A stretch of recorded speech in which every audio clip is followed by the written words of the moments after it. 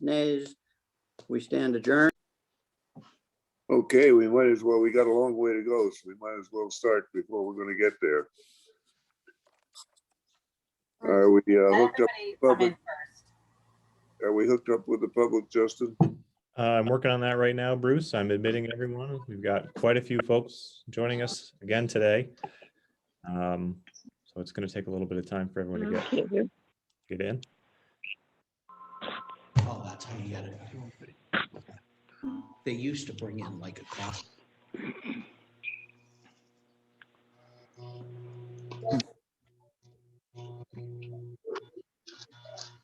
And will it say Chris Mackey?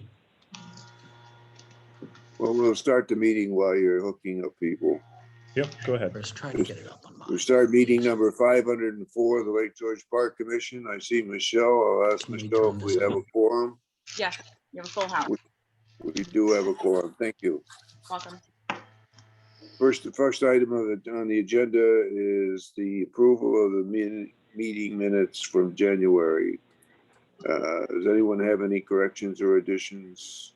Move to approve. Second.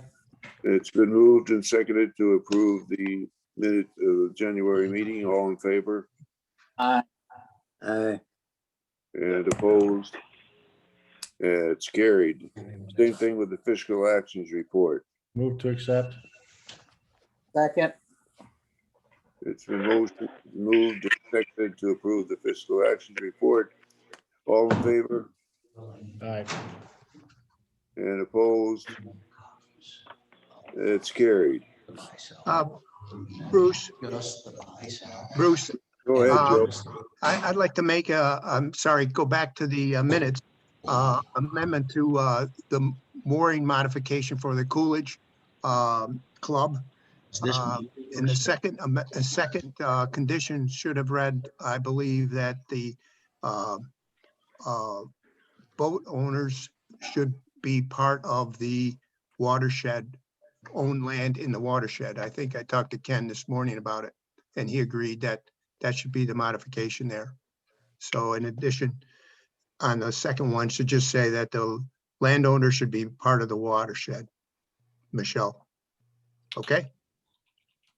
Yeah, I'll make Okay. that change. Okay, thank you. The first item on the agenda today is only taken 4 years to get here. And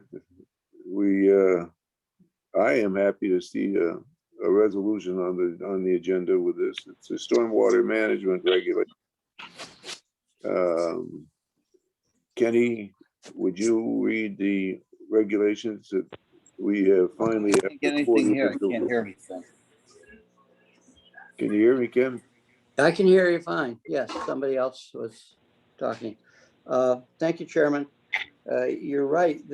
We did start this long journey 4 years ago, and a 5-member committee was formed to begin work on these topics. We had a very public and research-based process, as we always do, to adopt better protections for the lake. The process involved more than 50 public and private meetings with municipal officials, agency partners, environmental groups, chambers of commerce, business owners, design professionals, and more. I believe that we're in a very good place. I know that we all understand the science and how it works with the Lake George Basin. These new stream corridor protections are on top of the most well-protected watersheds in the nation, and the initiatives combined will be for long-term protection. With everyone's agreement, the first resolution for a notice of adoption for stormwater management, the resolution 2021-05, I believe that we've distributed the final draft of the amendment resolution to everyone. It's been on our website, so if I hear no objections, rather than read this lengthy resolution, I will go to the end of the whereases and start with the now therefore be it resolved, and go. Now therefore be it resolved. Sorry, Mr. Vice Chairman. Yes. I'd just like to, with your indulgence, just indicate a couple things, if that's all right. Of course. I just wanted, as you said, this has been 4 years in the making. The commission has gone through the required SAPA process. The commission has gone through the required seeker process and issued a declaration of no significant impact. The commission held the public hearing back in September. It posted its public comments, and its response to the public comments has been on the website. At this point, there has been no substantive changes to the regulations, the proposed amendments that were set before the commission and before the public back in July at the state register and in September at the meeting. Under Article 43, both the APA and the DEC are required to approve the regulations, and we have approval from both the DEC and the APA to that effect. So at this point, all of the legal regulatory requirements for rulemaking and environmental review have been completed. I just wanted to put that out there for the public to understand that the process that was gone through has been completed. After this, the notice of adoption will be published in the state register in the next few weeks. And at that point, the regulations will become effective as of April 1st. Thank you, Counselor. The devil's in the details, and that's important information that I'm glad that we had available to us. Now, therefore, be it resolved that the amendments to stormwater protection provisions found in 6 NYCRR Part 646-4 are hereby adopted as a final rule under SAPA of the Commission, and be it therefore further resolved that the Commission hereby authorizes the chairman or vice chairman, executive director, and council to file the notice of adoption of rule, the text of the adopted rule, and all necessary and supporting documentation to the Secretary of State for the publication in the state register, and be it further resolved that the chairman or vice chairman, executive director, and council are hereby authorized to make any and all modifications to the aforesaid documents approved by the Commission as they may deem necessary and appropriate, and to prepare and file any additional documents as may be necessary to complete publication of the adopted rule in the state register and to comply with SAPA. And be it further resolved that the executive director and staff are hereby authorized and directed to take any and all necessary measures to implement the purposes of this resolution and the adopted amendments to 6 NYCRR Part 646-4.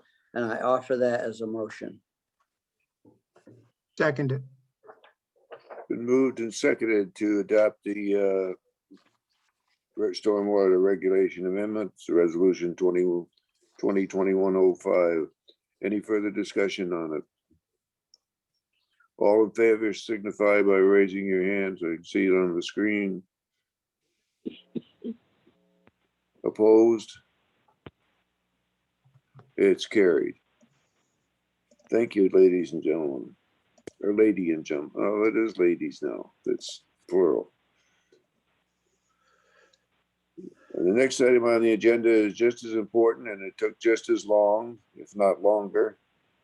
The stream corridor protection regulations. We have two resolutions. One refers to SEQA, the finalization, and the other is the adoption of the regulations themselves. You want to handle the SEQA one, please, Kenny? I'd be glad to. I Carla? don't know if Carla wants to repeat on these or not.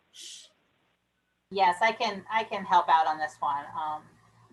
As you know, you have to complete seeker before adopting any regulations. So you have before you the short environmental assessment form, the part 2 and part 3 that goes along with this action.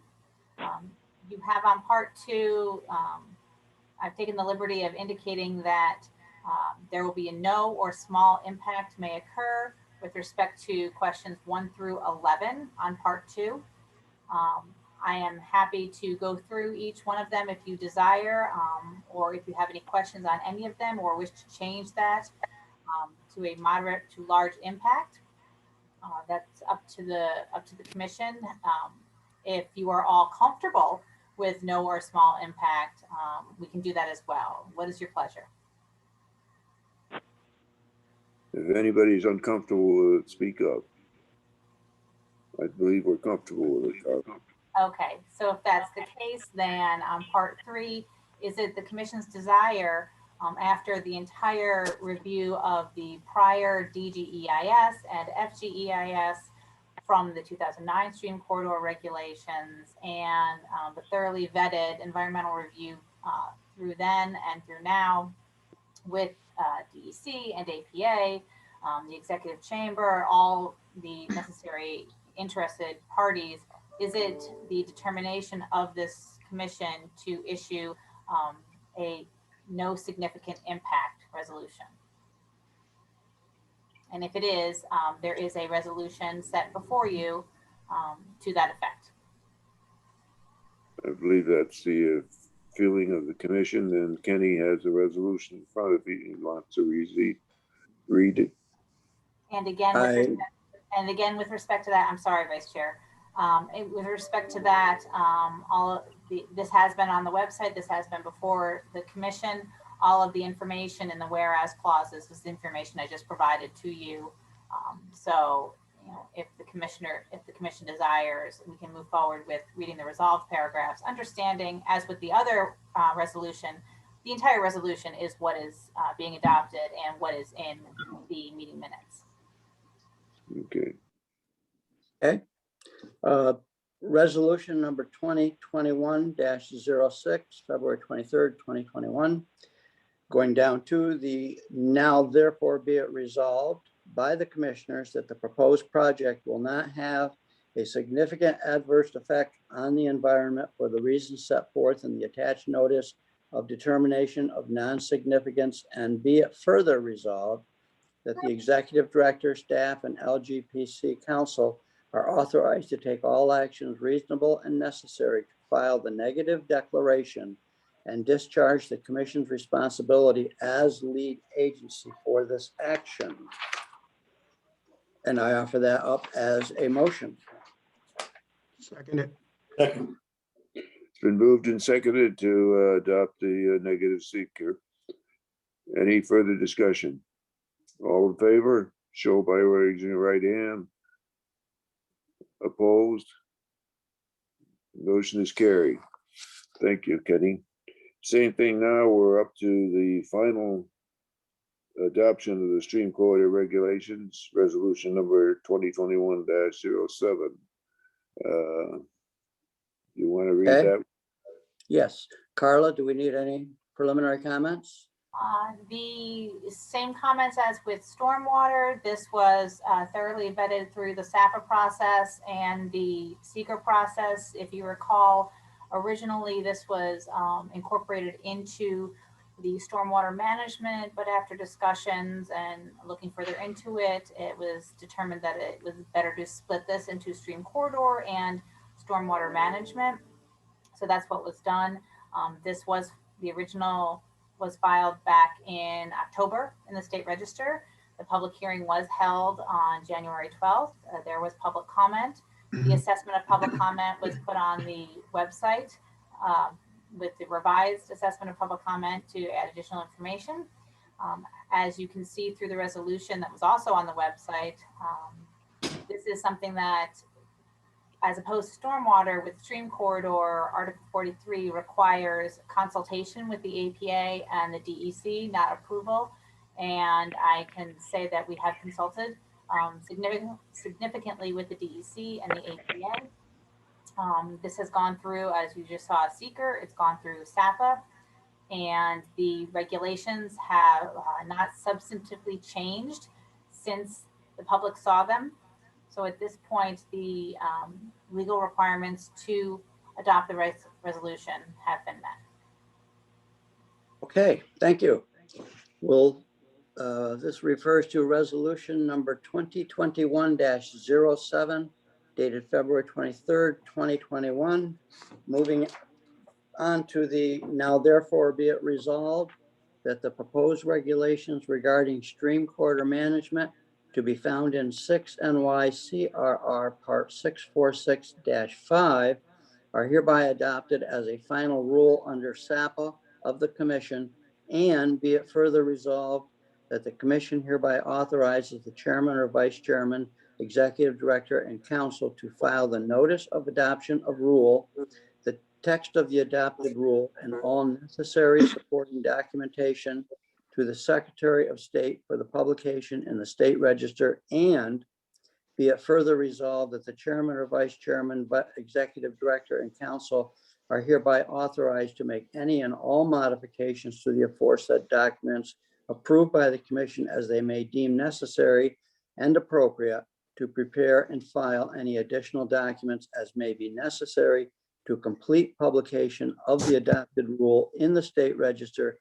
and to comply with SAPA, and be it further resolved that the Executive Director and staff are hereby authorized and directed to take any and all necessary measures to implement the purposes of this resolution and the adopted regulation of 6 NYCRR Part 645-5, and I offer that as a motion. Second it. Been moved and seconded to adopt the Supreme Court of Regulation resolution. Any further discussion on this resolution? Joe? No, I'm fine with it. Okay. All in favor, show the right hand. Kenny, you got your left hand up. I noticed, I was waiting for you to catch that. We're all in favor. All opposed? Resolution is carried. Thank you, ladies and gentlemen. There you go, Mr. Mason. Okay, project review actions report, Joe Thulin. Well, I guess first we'll have a resolution for the project review actions report from Joe Stanek. Okay, resolution 2021-08. Whereas the commission has received and reviewed the project review actions report prepared by the staff and dated February 9th, 2021. And whereas the project review committee recommends acceptance of the project review actions report. Now therefore be resolved, the commission directs that the project review actions report be incorporated in the minutes of the full commission meeting. So moved. It's been moved and seconded to adopt the project review actions report. Any further comments?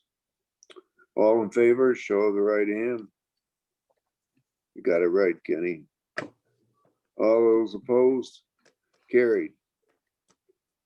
First project up today is a wharf modification submitted by Colin Day and Heather Burke, Town of Hague.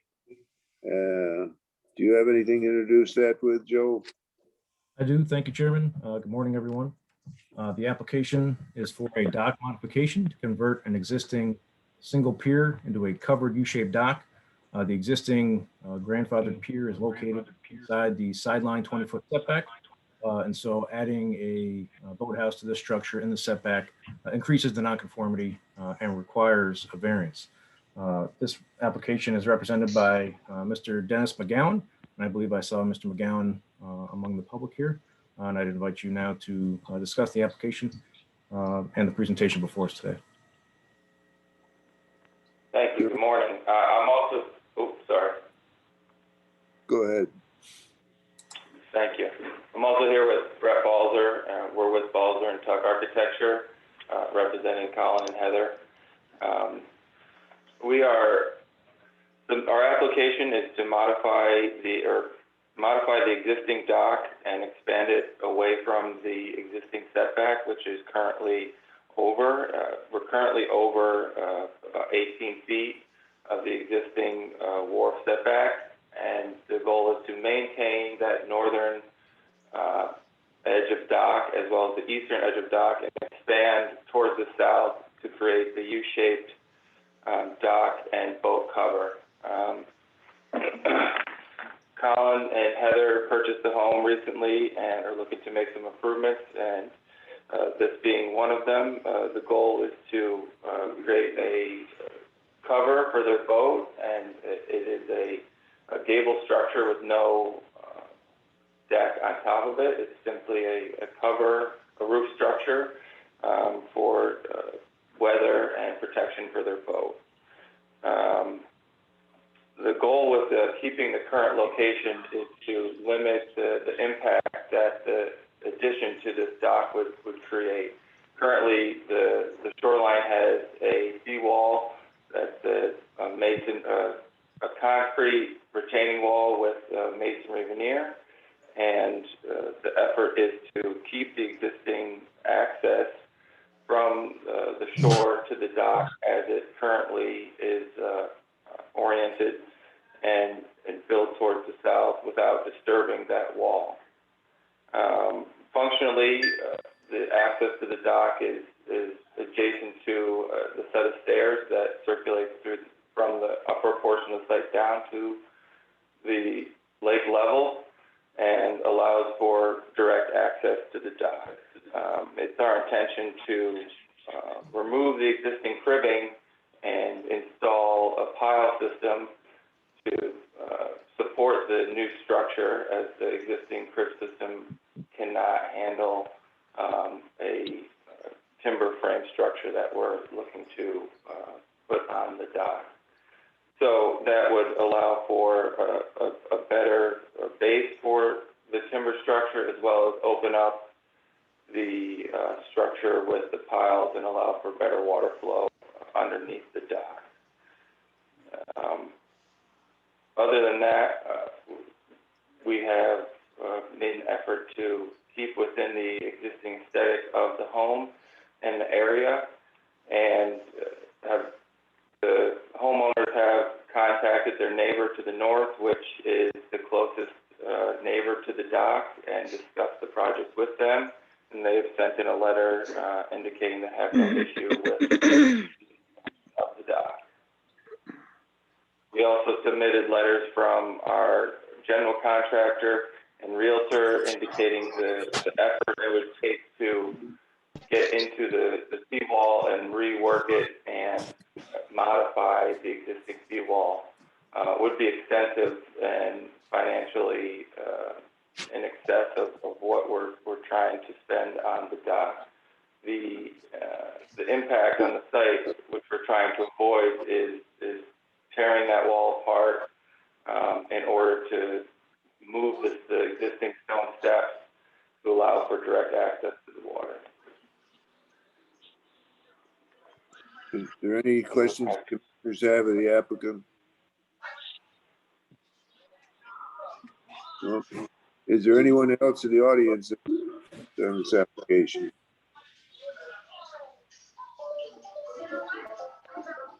Joe, do you have anything from the project review committee you want to say on this action?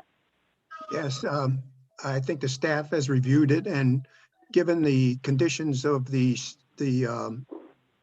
wall and the approach they've taken, and then also that they have no complaints from the neighbors, I believe that this is a good project to move forward. Anyone else have any further comments on the project? In that case, Joe, would you like to read the resolution? Yeah, you all have the resolution on the website and reviewed all the whereas conditions, and without any further ado, I'm just going to skip over and read it now. Therefore, it be resolved, the Lake George Park Commission here approves the request for variance and approves the above application as proposed. So moved. Second. It's been moved and seconded. Any further discussion? All in favor?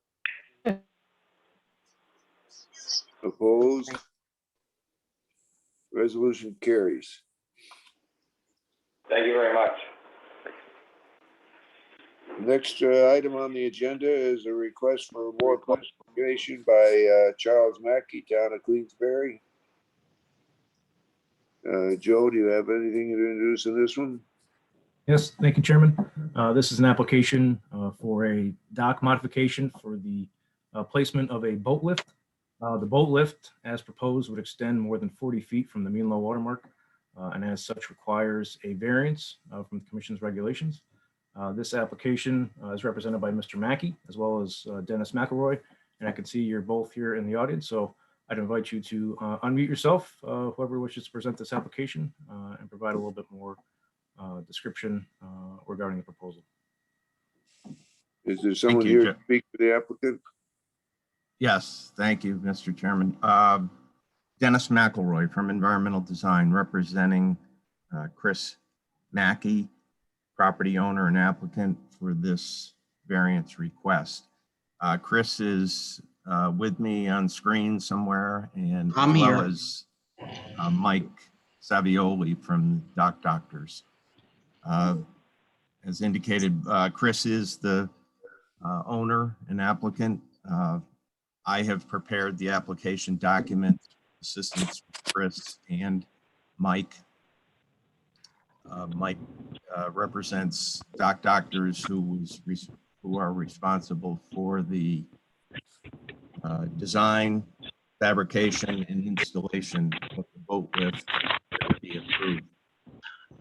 Chris's property, 15 Wild Turkey Lane, is located off of 9L between Dunham Bay and Plum Point in that section. Rocky Shore Road comes off of 9L. Wild Turkey Lane intersects off of Rocky Shore. It's a property that the shoreline runs generally east to west or northeasterly to southwesterly, exposed to the northwest. That's important because that's what represents a unique and peculiar situation here that necessitates the boat lift. The existing docks complex is permitted through the Park Commission. There's an F-shaped dock and an attached L-shaped dock. There are 5 realistic berthing locations at that dock. From there, we've looked at, excuse me, 3 options for the boat lift location. And for one reason or another, the best option turns out to be number 2. If you've reviewed the application documents, I think we've provided a pretty thorough explanation of the berthing locations, the limitations at each location, and the resulting options. Option number 1 was the first choice, the preferred choice of the owner. It actually is in a location on the easterly side of the L-shaped dock, which wouldn't require any variance from the Park Commission. But because of depth of water, it would require a dredging permit from DEC. And we started that process and thought it looked like a workable solution, but upon further input from DEC staff, they decided that it wasn't an appropriate use or location because of the nature of the lake bottom being a good fish habitat. They felt that they couldn't support that as a permit. So we moved on to option 2, which is on the outside berthing location of the existing structure, exposed out to that northwesterly exposure of the dock. And the problem with that is that the boat lift itself would go beyond the 40-foot setback from the mean low water mark. While it is a allowable berthing location, by placing a boat lift in place, it necessitates a variance. The third option was not really a berthing location.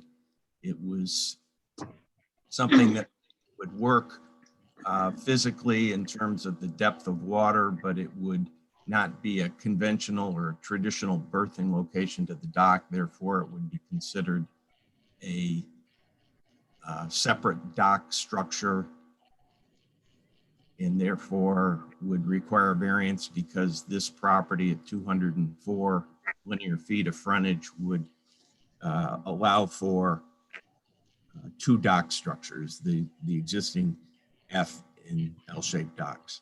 I think that we've provided in the application some documentation of the financial implications of having to modify the dock to be able to put it in a position where the boat lift could be installed, but it requires a significant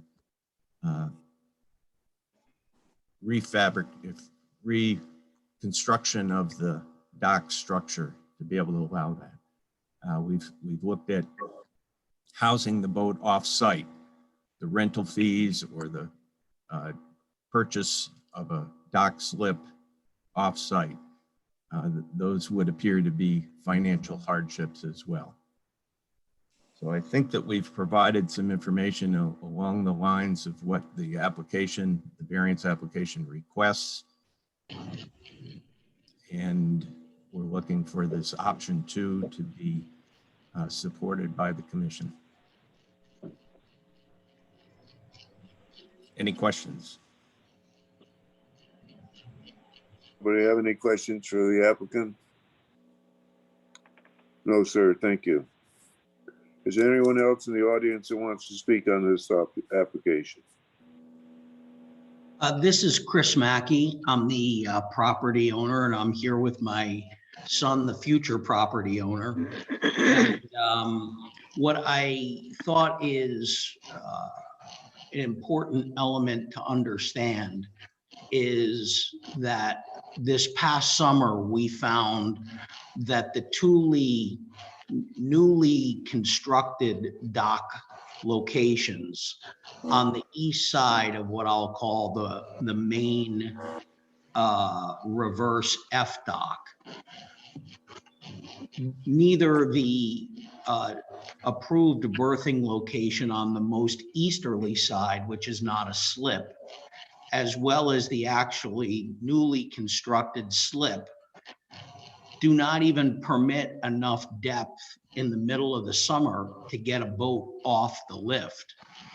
In both cases, the newly constructed slip inward facing to the shoreline and the berthing location on the far east side of the dock where there was a 30-foot center console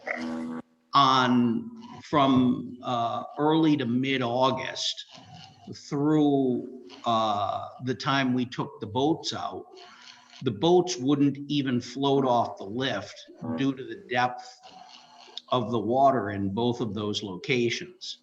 In one case, we had to tow the bigger boat off the lift and pull it and pry it and shake it using the center console to get the boats off the lift in both of those locations.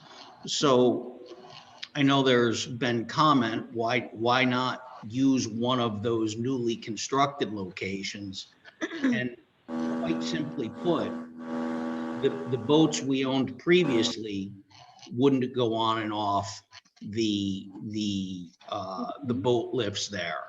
And one of them had an effective draft of under 3 feet. So I think that's important information for the board to hear and understand. Thank you. Thank you. Anybody else have any comments on the application? Joe, do you have any comments? We visited the site last week, and we looked at all of the options, and the the applicant has done a thorough job of presenting the information. So I think that the consensus is that we all agree that this is probably the best solution for this particular application, option 2. And we have no objections from neighbors or anyone else about the application. Did have one public comment from one neighbor regarding potential visual impact. And Joe, Commissioner Stanek, perhaps you can speak to this a little bit. That was one of the things we went to the site to get a better understanding of. Commissioner Stanek, can you speak to that a little bit? Yeah, we visited the site, went over by the neighbors there, and the applicant has provided us with pictures right down viewing it, and it doesn't appear as there's any visual impact because of the tree structure along the property line, and very little from the neighbor's dock at this point. So I don't believe that's a real detrimental to the application itself. Any further comments on the application? Joe, you want to read a resolution? As I said before, the application resolution is on the website, and I believe all of the commissioners have reviewed that. And so what I'll do is move down to the now therefore be resolved. The Lake George Park Commission hereby approves the request for variance as above for the variance and approves the above application as proposed. So moved. The moved is seconded to approve the application as presented. All in favor? Opposed? The application is carried. Next project is a Class A Marina modification, a modification submitted by Jonathan Brody of Town of Lake George. Joe, do you have something to say about that one? Chairman, this is an application by Jonathan Brody of Brody's Lakeside. It's actually 2 applications. One is for a new tour boat operation offering 3 tour boats. And submitted with that is also a modification to Brody's Lakeside Marina to add 2 tour boats to accommodate this new operation. I believe I saw Mr. Brody in the audience, and I invite you now to unmute yourself and talk a little bit more about the application. Thanks, Joe. That's correct. We're currently permitted for 2 tour boats out of our facility. I'm looking to make a modification to one of them. Previously Half Moon Dive Services, and convert that into my own name under Brody's Lakeside or Lake George Boat Charters. I'm also asking to add 2 additional tour boats to the marina that would be run by myself. We would have captains on the boats, offer 2 to 4 hour tours. Again, these would be captain boats. We have a lot of customers that rent boats from us that would prefer not to drive it themselves. And we think this would be a good addition to what we already offer. I've spoken with Joe at length about the waste water, the garbage, the parking issues, and I believe that Joe feels that we meet all the requirements. I've also reduced a few 4 of our seasonal dock customers to accommodate for our new boats. The tour boats be run off our boathouse, separate from our seasonal dock customers, and would be registered down in what is called the bathhouse, according to your map. And so everything would be done on the south side of the property, separate from the seasonal dock customers.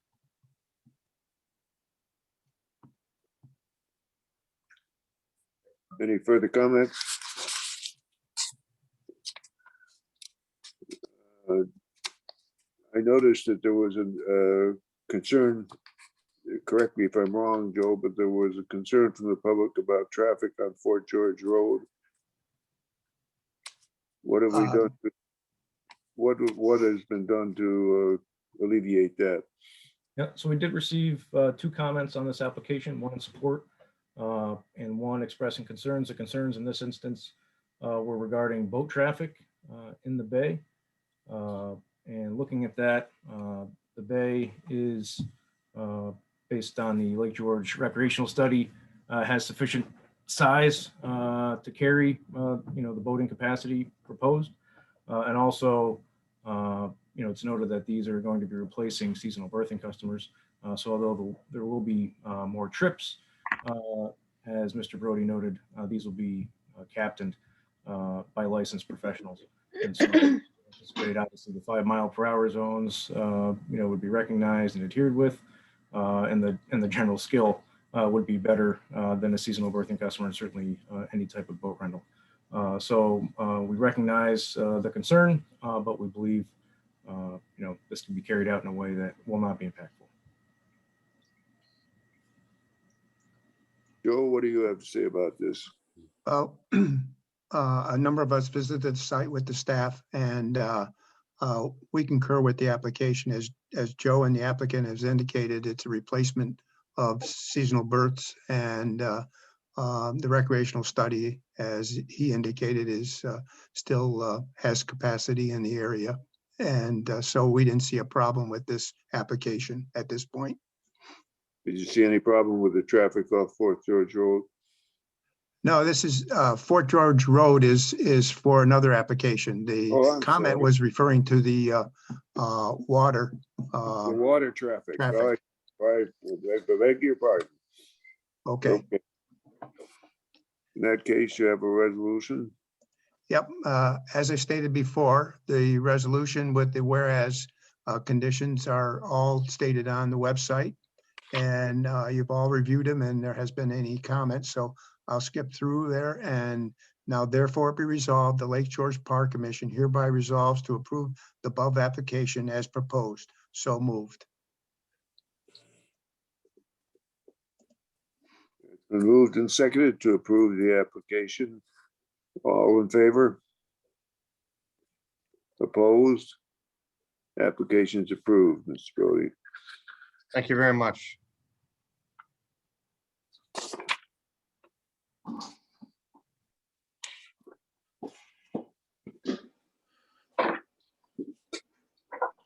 Okay, the next resolution or the next application was withdrawn. That's from Yankee Marina.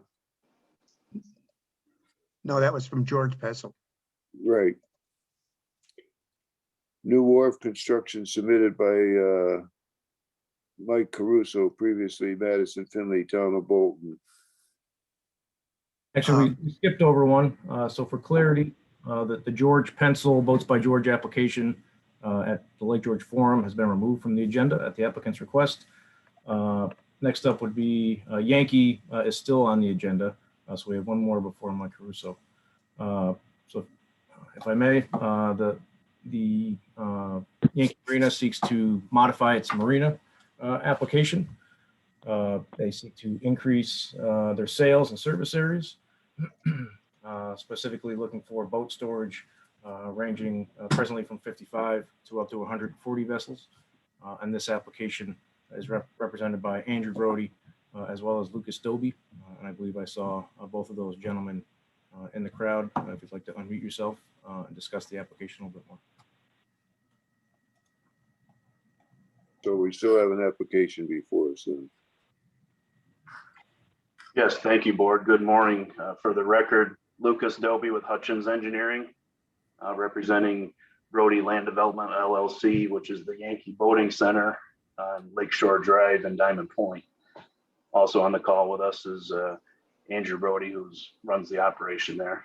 And appreciate staff for the introduction on it and working with us to get to this point. We received Town of Lake George Planning Board approval in December, and with the condition to work out the engineering comments with the Chazen companies.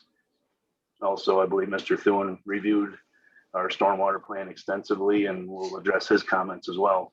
And the project is to construct a 30 by 100 steel framed rack storage building, which will be accessed from the east with forklifts, and it'll be essentially constructed into the side hill, which is a riprap slope right now to the east of their display area along Lakeshore Drive.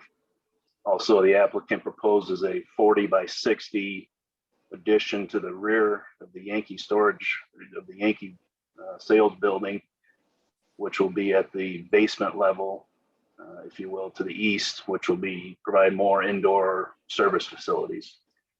And finally, we reshaped the main storm basin to the southeast, enlarging it, and provided additional tree plantings along the easterly to help create more of a buffer. And we have a boat storage plan as sheet S4 of our plans.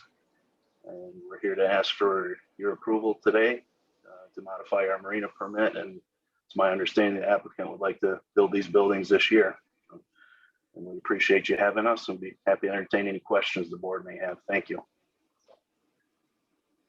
Any of the commissioners, questions for the applicant? Ken? You're muted.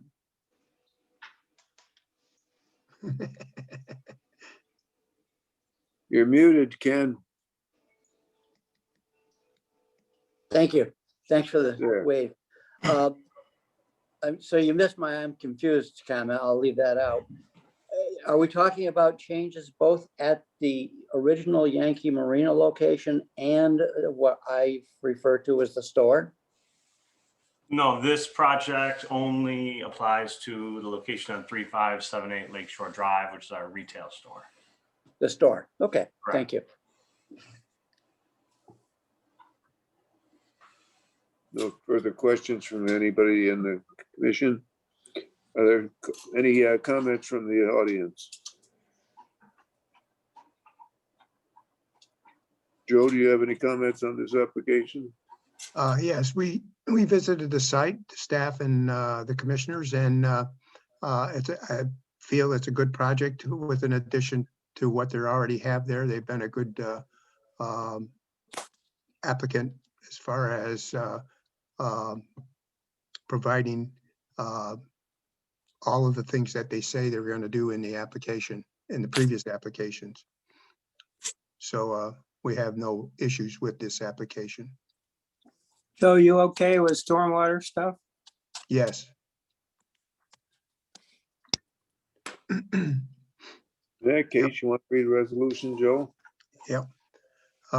Once again, the resolution has been posted on the website, and all the whereas conditions have been there, and I believe everybody's in favor of it. So I'll read the now therefore be resolved. The Lake George Power Commission hereby resolves to approve the above application as proposed. So moved. Been moved and seconded to approve the application as submitted. All in favor? Opposed? It's carried. Thank you. Thank you. Thank you so much, board. Now we're down to the Findlay application, or as it's referred to now, submitted by Mike Caruso. Correct. So this is an application by Mike Caruso, formerly under Mr. Finley's name, as he was the prior landowner. But the land has been since retained by Mr. Caruso, and he is the applicant in this instance. So this was on our agenda last month, where the applicant proposed 7 covered E-shaped docks in support of 4 residential lots. In response to the meeting last time, the applicant has revised the materials and proposed 4 docks, 1 for each of the lots, 2 L-shaped docks, and 2 covered U-shaped docks. This is represented by Devin Dickinson. I believe I saw Devin in the crowd, and I'd invite you at this time to unmute yourself and discuss the proposal in more detail. Okay, great. Thanks, Joe. Yeah, so I'll give you a little background of the project for any of the members that weren't here last month, and then get into some more of the details and specifics, and also, you know, some of the comments and concerns that were raised. So the property consists of 21 acres of undeveloped land, with 972 feet of shoreline. The project was approved for a 4-lot subdivision, individually owned lake frontages. It was approved by the town of Bolton, Adirondack Park Agency, New York Historic Preservation, as well as the town engineering. So the project was presented with the town showing the full 7 dock build out. That was really a transparency thing that we dealt with Molly up front and initially there to kind of do the bookkeeping for what the docks were and who got which docks. So since then, like Joe said, we've modified the application to be tailored specifically to what the individual lot owners are looking to build. So that includes the 2 L docks, which will be removable docks, and 2 U docks with sun decks, which will be steel pile docks. So a couple little items to go through here. We did supply a copy of the Supreme Court decision that shows the ownership of the road to the Finley estate, which is now Caruso. There were some concerns raised about boat traffic and congestion in the bay. Officer Johns has reviewed that and come to the conclusion there will be no safety issues created by this project as far as navigation and boat traffic. So with our new dock plan, like I said, we reduced it to the 4 docks. Access to these docks will be through narrow strips of vegetation in the road. The APA approved an 8-foot wide cutting, and that's it for each dock. So there'll be minimal impact to that. We feel that there is a good buffer. I've supplied some photographs of this. There are 12 to 15 tall trees, a mix of deciduous and evergreen trees there along the road bank. There was a photo, I believe, in the file from the APA as well showing this. So we feel that there's a very good vegetative natural buffer that's there. We're not allowed to cut more than 8 feet on each lot. There are some existing openings that we can try to take advantage of. But again, this isn't going to be a project that comes in and clears a 40-foot swath of trees. Parking has always been an issue that's brought up. Again, I'll just reiterate, there's no parking on Cotton Point Road. It's posted, there's signage to that. We also feel that, the addition of these new owners can maybe help police and curb some of the unlawful activity that's already occurring that some of the neighbors had brought up. We also hope it'll help deter people from coming on shore who are moored out in the bay. So one of the bigger items that was brought up by one of the board members was creating a dock clustering with a homeowners association. So there are some issues with that proposal. I think the biggest issue with that really is the fact that you're going to create one massive dock structure. If you take into account the owners, you've got to have a guest slip or 2. Some owners may want more than 1 boat. This dock complex becomes really large, starts to really look at this commercial marina type facility, which has been a big concern with neighbors, not having that commercial look. So I think that's one of the big issues. I think the other issue here as well is that, this subdivision was designed, approved, and sold with individual lakefronts. To move to a homeowners association dock completely changes the nature of the development and really devalues the lots. And one interesting fact is that these 4 lots are already either closed or in contract to close already. So we have multiple owners to deal with, and they've really purchased these lots with their own private lake frontage. Ice protection was another issue that was brought up. Lot 1 and 2 are going to be galvanized steel pile docks. They've got a long history between the dock doctors and Adirondacks. There's a guy up north now doing them as well. They're all over the lake. I have personal experience with those. I designed them for Adirondacks.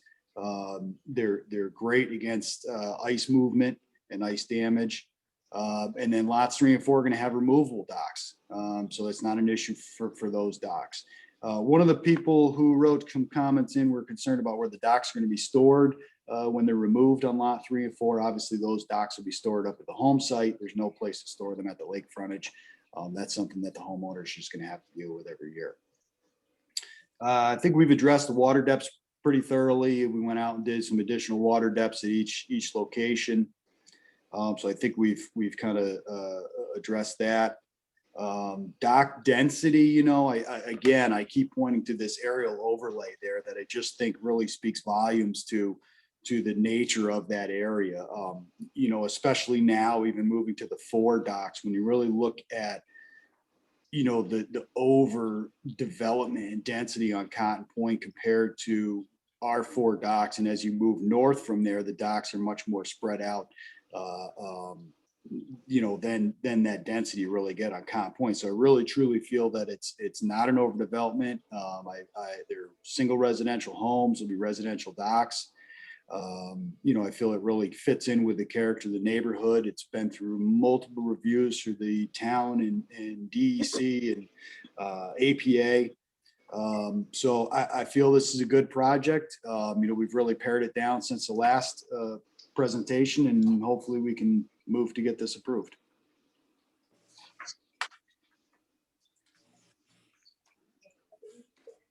Any further comments or questions from the applicant? Yes, I've got a question. Would you explain again the future road or current road ownership?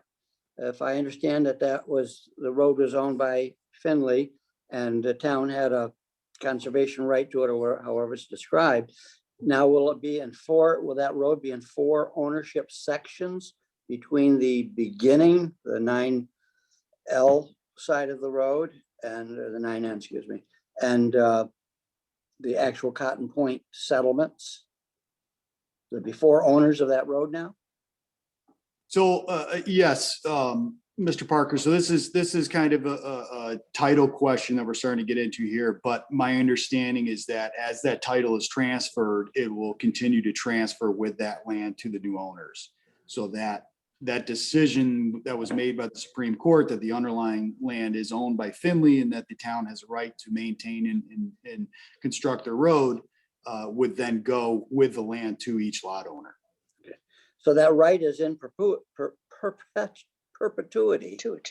And so a homeowner can't get a little cross and just decide that he's going to block his share of the road. Yeah, absolutely not. No, it's clearly defined there that the town has the right to do any kind of maintenance. They can widen the road. They can do what they need. Is in conversation. Okay, thank you. Yeah.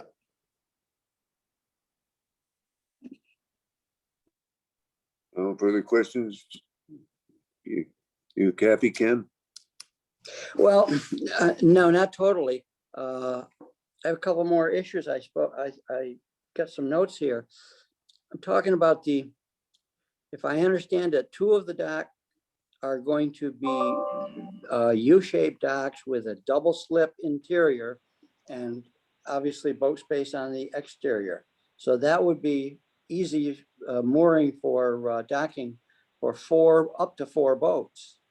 And as a lakeside homeowner, I could see myself owning a family boat to take out and this and that, and maybe a fishing boat with an outboard or something.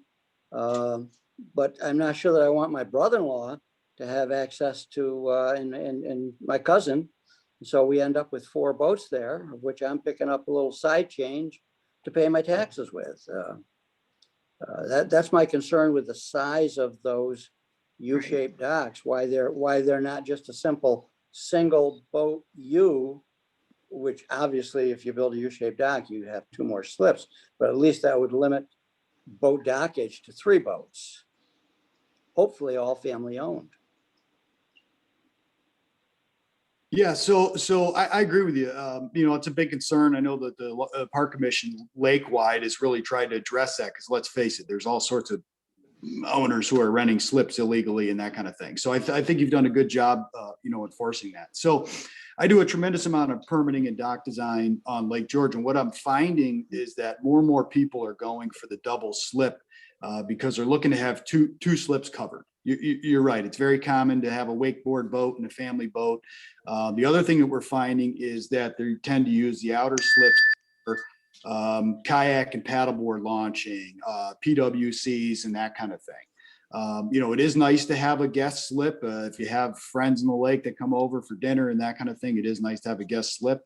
But what I'm finding with the trend is I'm rarely doing a single U dock anymore. They're typically double U docks because people want the two boats covered.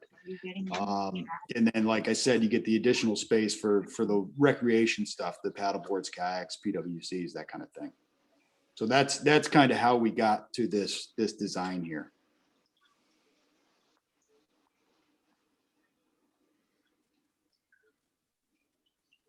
You happy, Kenny? No, but I'm done. Done. Okay. Does anyone else have any questions or comments from the applicant at this time? I think at this I time- do. This is I'm sorry. this is Jeff. Go ahead. I'm sorry, Mr. Chairman, I think you would need to go out to the public comment portion. Yeah, I'm about to go to public comments on this.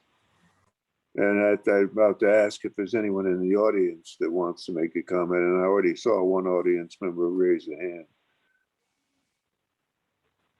Well, this is Jeff Brosna of South Beach Association. I'm president of South Beach Association. Just a brief comment. I'll let other people address the multitude of negative impacts still associated with this application. But a major concern we have, and we remain, our 31 members remain opposed to this project. But if the commission decides to permit a number of docks as part of this application, we're concerned about the concept of future dock credits. Mr. Dickinson forgot to mention that in his letter attached to the application, I believe it dated February 3rd, his letter, he had requested future dock credits for, I believe, 8 dock structures to be allocated certain ways among the 4 lots. Well, 8 dock structures would be more than the 7 original dock structures with the first application, and that would be more boats than the original 28 boats. And obviously, we then would have a larger application than we originally were dealing with, still with many negative impacts that have not been addressed. So I would just point that out. If the commission's going to approve 4 docks now, which again, we are opposed to, but if you go that route, there needs to be restrictions. And this whole concept, we don't see specifically where in the regulations where the concept of future dock credits are permitted. We understand that there's a provision in the regulations where the pre-subdivision frontage can be used for calculation purposes. But at this point, you don't even know what configuration of docks you would use to base that calculation upon. So we don't understand where the concept of the future dock credits would come from. We're opposed to that concept. And if you grant that concept or don't prohibit it at this point in time, then really all you've done is open the door to the same application, an application just as broad as the original one. And that's what I have to say. Thank All right, you. I'm going to interject here. And Joe? Joe Thune, did you wish to? All right, I'll cede my time here to Justin. I was just going to ask him to jump in and help us organize the comments we're going to be receiving here. So without further ado, Justin. Thanks, Joe. So we've got almost 90 participants in the meeting right now, and we've got quite a few folks who I know wish to make comments. So those of you who have reached out to me indicating you wish to speak, I've got a list going, and I will call you when it is your turn. Those of you who wish to speak and have not reached out to me, please do so by sending me a comment in the chat or raising your hand. And for those of you who are on the phone, I don't have access to your name. I only see phone numbers. So when we get through the list of folks I've got going already, if you wish to speak, I'll ask for folks on the phone to go ahead and speak if they wish. And I'll also comment that if you have already submitted your comments in writing, they are part of the record. And for the sake of brevity, let's maybe withhold those if you wish to speak today. Maybe if you've already submitted them, we've got them and they're part of the record. So without further ado, Craig Rivers, you were the first person to reach out to me, so you're up next.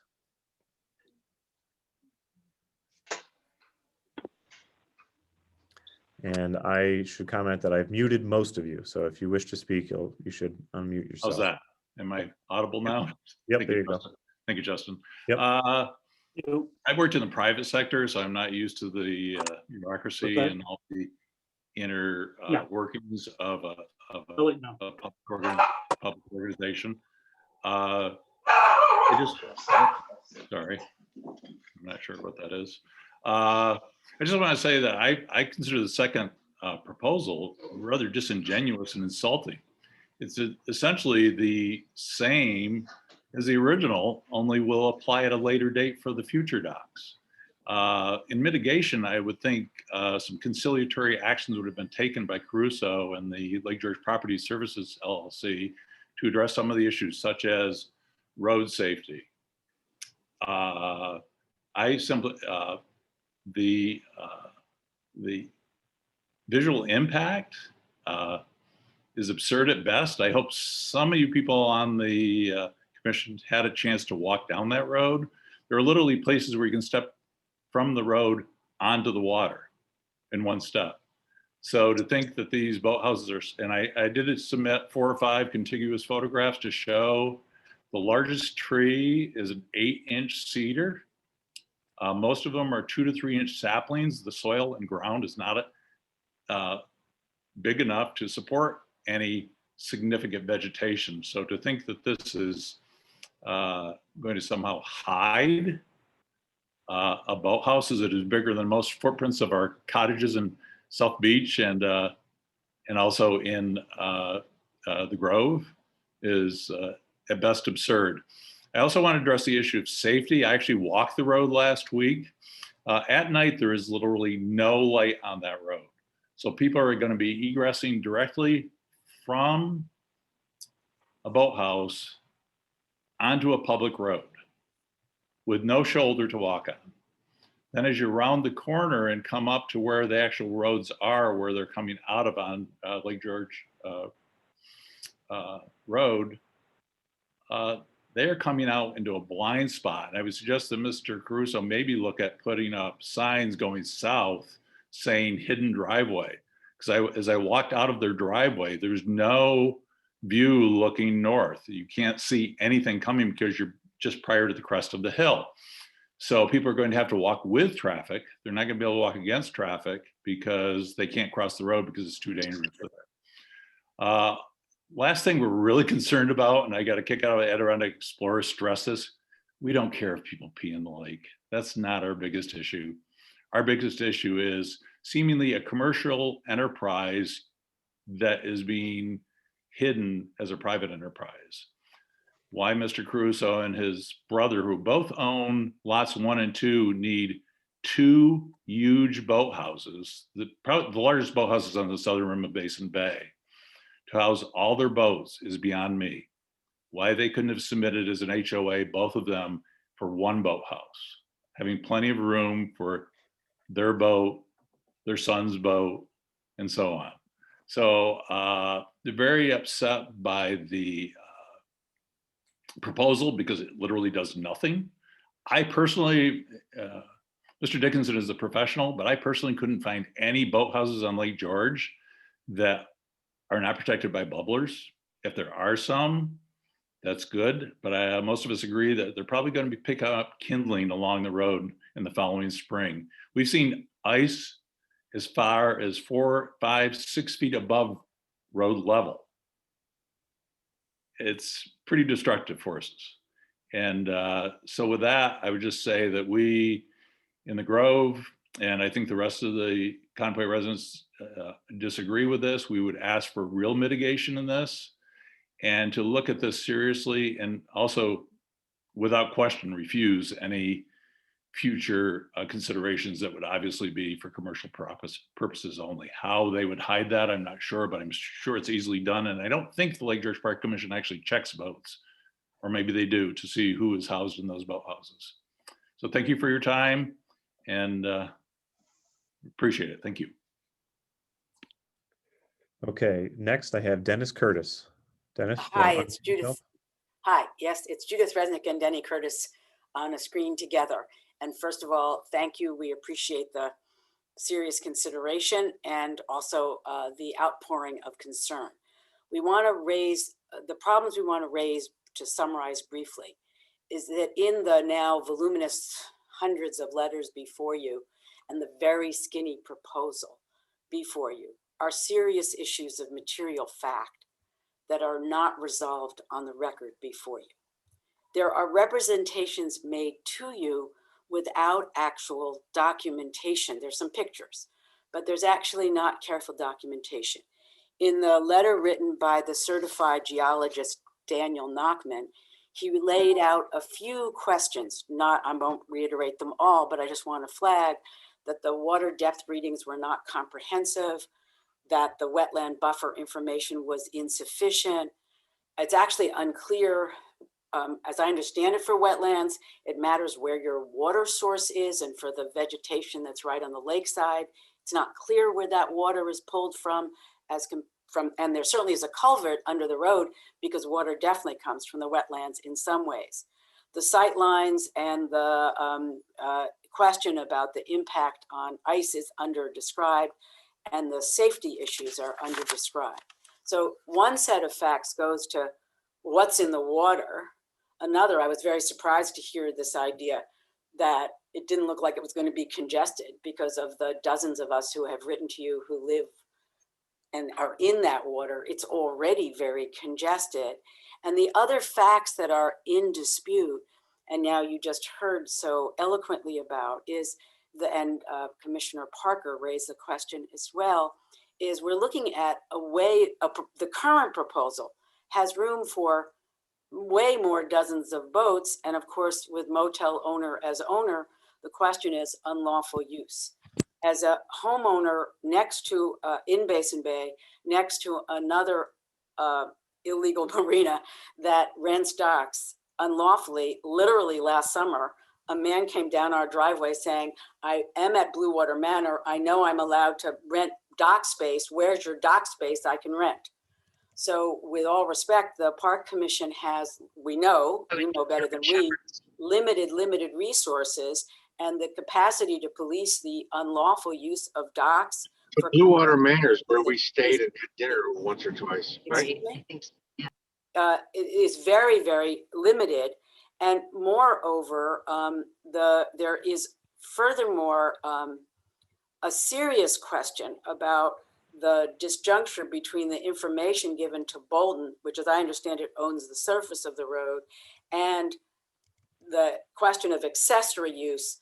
In the backs and forths with the lawyer for the town of Bolton, there was a lot of lack of clarity about how the presented proposal to the town jives with what was presented the first time to you, which gets me, of course, to the dock credit point that has already been raised, which is to say, this is a shadow proposal of the same proposal. Now, the new submission from the developer is remarkably thin, sort of startlingly thin. It basically says, we feel like it's going to be okay. And there's actually no hard data.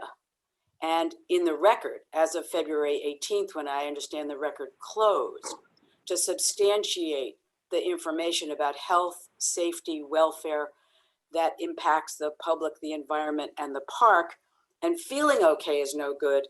And the policing by homeowners that aren't there yet, who don't even live there, is fantastical. As we read your regulations, which you know better than we do, when there are these substantial issues raised, you have the opportunity to call a public hearing. So it is our recommendation of one of twofold. On the resolution posted on your web, it didn't have the option. There's a no, which would be, we think, appropriate in light of the record as it stands, but cognizant of the interest that the developer has, of course, the other option is to go to a public hearing, which I understand is not an ordinary activity, but there's absolutely nothing ordinary about what's being presented to you. And it was very interesting to listen to the hearing, the matters before you, before this matter, because we heard a lot of careful concern about environment and shifting proposals and talking to neighbors and a wholly other kind of set of interactions than what we're looking at in this way.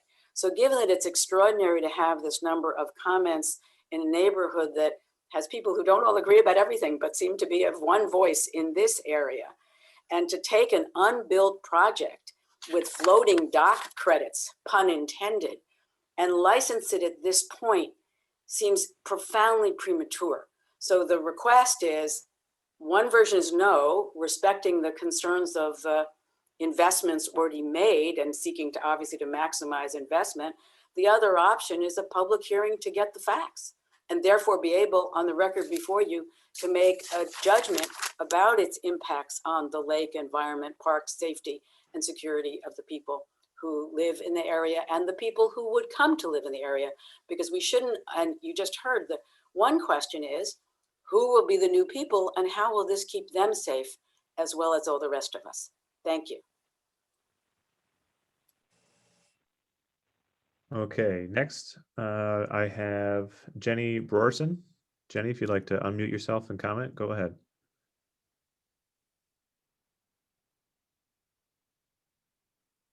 There we go. Can you hear me? Yes. Oh, good. I'll just take a minute or two. Good morning still. My family has had a home on Hemlock Point for about 20 years, but we honestly are relatively newcomers to the community, as many of our neighbors have been here for 60 some years. I won't address all the other issues. I think they have been so well documented in the 125 letters, but I would like to talk just a minute about community. Mr. Dickinson, in his letter, closes with a statement that these docks will fit in with the character of the neighborhood. The 70 families who use Cotton Point Road to access their homes couldn't disagree more. We're a very diverse group, as Judah said, and I doubt we could find any other issue where we'd be 100% in consensus. But we've come together because of our shared love and concern for Basin Bay. Many of us have lived here for decades and consider ourselves stewards of this lake. And we're all really, really worried. My husband taught our children how to water ski on Basin Bay, but we won't be teaching our grandchildren. It's just too dangerous and too crowded. And I'm very sad about that. I really am. And I think other people feel the same way. The family directly east to these docks has lived in the Cotton Point area for 100 years and has been in their current home for 47 years. If the U-shaped dock is permitted on Lot 1, they will be facing a structure that has a larger footprint and is a story higher than their entire home. So after years of going out with a cup of coffee or a glass of wine in the evening, they're going to be looking at this boathouse and they're going to be hearing people on the dock. And so they, to say they haven't been incredibly negatively impacted is just very false. Cotton Point Road is incredibly unique. It's not just 972 feet of lakefront, but it's one of the last remaining stretches of public road with an unobstructed view of the lake. We don't want to just keep it for ourselves. We want to keep it for our children and also for the Sunday driver who wants to come by and get this opportunity to see this amazing lake with this incredible views. So thank you for your time. Okay, Chris Nowitzki, you're up next. Good morning, commissioners. Thank you. And thank you, Justin. You're doing a heck of a job. Just a couple brief comments. I'd like to touch on the association concept. I think that that's very justifiable and the commissioners should consider that. It's been said that this is individual lakefront lots, which it is, but no one can go from their home directly to their dock through their property. This is very much like an association. They have to go down their driveway, down a roadway, and then down to the dock. Very similar. You look across the bay, Rainbow Beach, the same situation. So I think this very much fits that type of development as a association, and therefore should be considered. And it doesn't have to be one extremely large cluster. It could possibly be broken out into two. So I think that very much fits the planning of this type of development, because you're not walking right from your home to your dock. I have a big question on boat capacity. I was glad to hear Joe Thuen earlier application referencing the recreational study and how that application wouldn't affect the capacity. But here, Basin Bay, 174 acres. This is from the 2015 study. And it was down to 2 acres per boat with the 2015 numbers. I think that was before the successful business establishment of Blue Water Manor by John Kelly. So clearly, if you have 84 boats, then you add 28, you're down to around 1.5 acres per boat. So I think that that was well under that 6 acres per boat threshold that you look at. Finally, the dock credits, I think that's very valid. I don't think that there should be any credits. The regulations are the regulations. And you shouldn't give anything for the future. I think at the last meeting, Commissioner Nishaw said that, you know, they shouldn't be given docks if there's no principal structures up on the property. I think that that's even the way the approach the town of Bolton takes. They don't grant accessory structures if there's no principal structure. So I think that and you shouldn't even consider future docks and credits. So those are just a few of the points that I would like to make. Thank you very much. Okay, John Caffrey, I've got you next.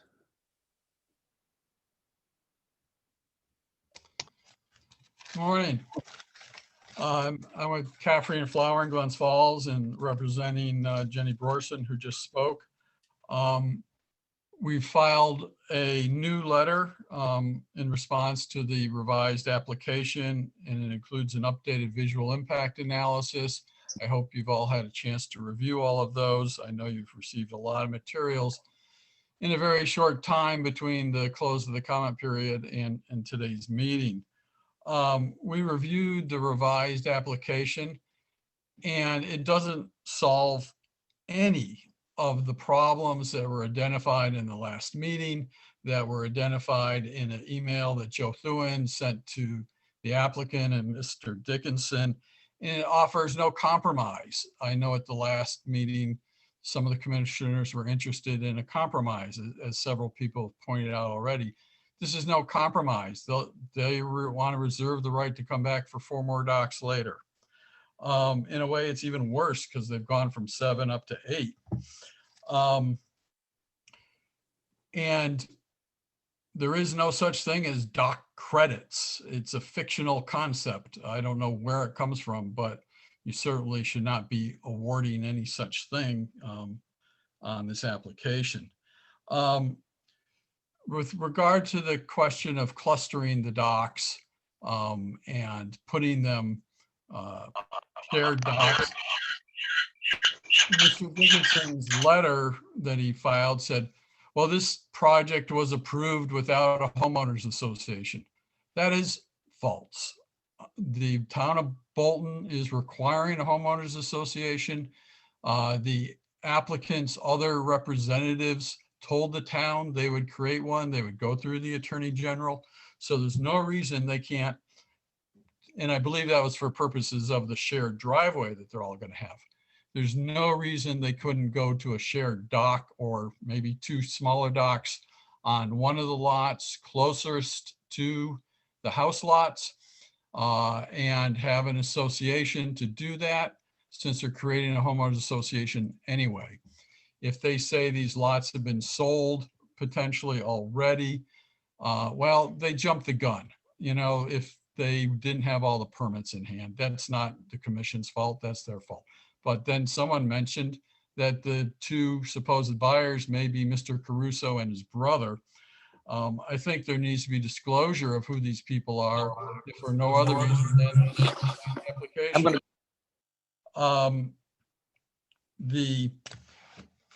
But the town of Bolton's minutes are very clear. They're already in your record, and I attached the pertinent pages to my letter. We really think this should go back to be redesigned with a shared dock situation. But it's also possible to do shared docks without any, on just one of the lots, without a HOA. You can do it by easements. It's fairly simple. It just goes in the deed. The next issue I'd like to address is visual impact. As you know, on the initial application, we filed a visual impact analysis by Matthew Allen from Saratoga Associates, who's a professional landscape architect with over 30 years of doing visual impact analysis on projects all over the state. And he concluded that the 8 or the 7 dock project would have an undue adverse impact, which of course would be a violation of your rules. So when this new application was filed, we asked him to look at it with just 4 docks as currently proposed, without the extra 4 for dock credits. And he did that. He created new visual impact simulations because Mr. Dickinson had criticized his prior work, saying he didn't think it was to scale. Mr. Allen made sure it was his computer model was properly to scale. And in the end, he reached the same conclusion about the 4 dock project. Because of the unique nature of this area, which has been discussed by many, many people, it will have an undue adverse impact, even if there's only 4 docks. Again, to approve a project under those circumstances would violate 646-1.6A of the commission regulations. And there's been no rebuttal of that in the record. There's no proof in the record that shared docks would affect the sale price. It's a claim by Mr. Dickinson. There's no documentation. They did nothing to address the parking issue other than to say that, repeat their claim that parking is not allowed. If anybody thinks that these homeowners are all going to drive or all going to walk up to 3/4 mile round trip down to their dock, I've got a bridge in Brooklyn I could sell you. The ice problem, again, there's no proof in the record that this will solve the ice problem. As somebody said, the ice can pile up along that road several feet. There's pictures in the record to show how the ice actually comes up on the road and damages the road and the road shoulder. There's still no provision for toilets for the dock owners. Are the people really going to walk 3/4 mile round trip back to their house just to go to the toilet? The water depth, you've heard, well, there's the letter from the geologist that points out that that information is really incomplete. But Mr. Dickinson said he did that based on the official legal target level for the lake, but that's only an average.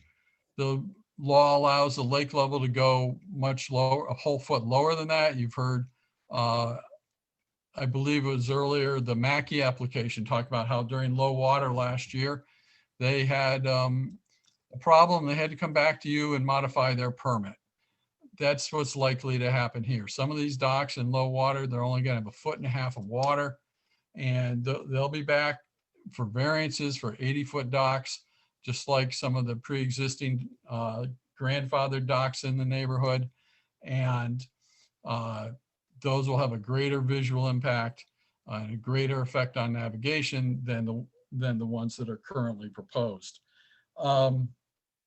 We don't feel the congestion problem has been solved at all, as Mr. Nowitzki pointed out, it's only going to get worse.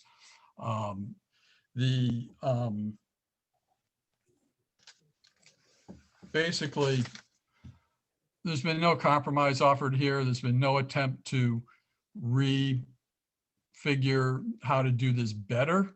They've just come back for basically what they always wanted in the first place. As Ms. Resnick said, there's two options. You could deny it right now, or if you're not ready to do that, if you want more information first, send it to an adjudicatory hearing. This is a very unique application. You've got 80 something people on here that are concerned about this. You've got over 100 letters. I think that's an indication that this is an unusual case and worthy of that level of review, of going to public hearing, which has been done in the past occasionally, but we would urge you ultimately to deny this. So thank you. Okay, next I have B. Mcdowell. If you'd like to unmute yourself. Thank you very much. I believe most of my concerns, and there are a whole host of them, have been addressed specifically by Judith and Jenny and also her attorney. But one of the other issues I have is, I think it was presented in the original proposal that, or someone had mentioned that it was required to have a certificate of occupancy prior to any building of docks. And in the information that was provided to us, I don't see any of that handed down, or if there's a certification that that is a requirement still. All the issues as far as ice, the road, the environment, the safety, the parking, I think has, everyone has spoken volumes about it, and it is a concern as us who are on Cotton Point and on the Cotton Point Association board, that our members, along with all of the other associations, have such valid concerns. And we also feel that there has been no negotiation in the reply in February as to our concerns back in January. So I, with everyone else, am a strong no, and I hope that this will be taken under advisement, and I appreciate your time. Okay, John Roche, I've got you next. If you wish to unmute yourself and speak, feel free. Good morning. This newest proposal from Mr. Caruso seems to be a rush job. The original proposal had a comment date of January 10th of 21 with a meeting date of the 26th, a 16-day review period by the commission. This newest proposal had a comment date of the 18th with a meeting date of the 23rd, a short 5-day review period for the commissioners to review this proposal, including the plus 115 new letters. You've received such an extensive and controversial project, the largest project, as stated in January, the commission has had in some time. The responses by the developer to the objections raised, both verbally and in writing, at the January meeting have not been adequately addressed, as previously mentioned. There's been no professional documentation as to how the new project proposal can safely be completed and prevent any harm to the environment, to Cotton Point Road, and the residents who use this road to access their property. Mr. Dickinson's letter to Joe Thoman, dated February 3rd, makes various statements and assumptions that again leaves many unanswered questions. The letter just appears to be a restatement of his original plan, but worse. While this proposal has reduced the number of requested docks, boathouses, it is looking for future dock credits, which would make 8 docks, one more than the original 7. A Trojan horse, in my opinion. This proposal is approved. It should be without future dock credits. I will mention, though, that in Devin's comments earlier, there was no mention in his presentation about future dock credits, which were included in his revised proposal. While the new plan calls for 2 stake docks, which would be removed and put back in the spring, there previously was no mention of where these would be located and stored, but in this meeting, it was stated that they would be stored on the homeowner's lot. Mr. Dickinson also states no electricity will be needed. Again, this is unrealistic, whether it's for lighting of docks, safety issues, or to power ice heaters for the permanent boathouses with sun decks. It's hard to believe that no electric is wanted, since this plan does reflect the proposals of the specific purchasers of the lots. And also it was mentioned this morning that 2 of the lots have been sold by Mr. Caruso and his brother. And I find it very hard to believe that with those extensive docks and boathouses, they're not going to need power. Mr. Dickinson also stated in his letter there'd be no parking on the road. The Bolton police do patrol the entire area, but not on a regular basis. And to think the new lot owners will patrol them is very unlikely. It was stated that the owners will help to police and curb the unlawful activity. This is to believe that should require houses be built with a certificate of occupancy before any docks and boathouses are built. That may help to ensure that these new homeowners will in fact help to police the problems.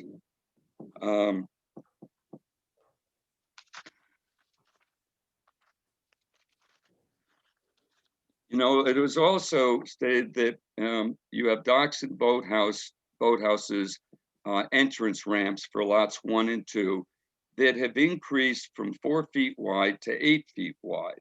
Not sure why that is, unless it may be to accommodate some sort of motorized vehicles to park them on. One thing I found very concerning was in Mr. Dickinson's letter to Joe Thurman on January 8th, it was discussed several issues. Among them is the recognized boat launch within the 60-foot parcel between Nate's and the Finley property. The current launch will remain in use by Lot 4 as is currently permitted. It's my understanding from Mr. Finley that 60 feet hasn't been used as a launch since the 60s and excluded motorized boats. It can't be used as a launch as it currently exists without substantial work. The road's been raised substantially. It's on a blind corner. Mr. Dickinson did state that the draft launch agreement will be completed and submitted to the Lake George Park Commission office. And I wonder, has that been received by the commission and reviewed, and what is the status of that? At the January meeting, there was a resolution 2021-03 that included draft conditions. And I understand the draft conditions in the resolution merely reflect some ideas that staff had in response to reviewing the application. And that neither the board nor the applicant did any of the drafting of that resolution.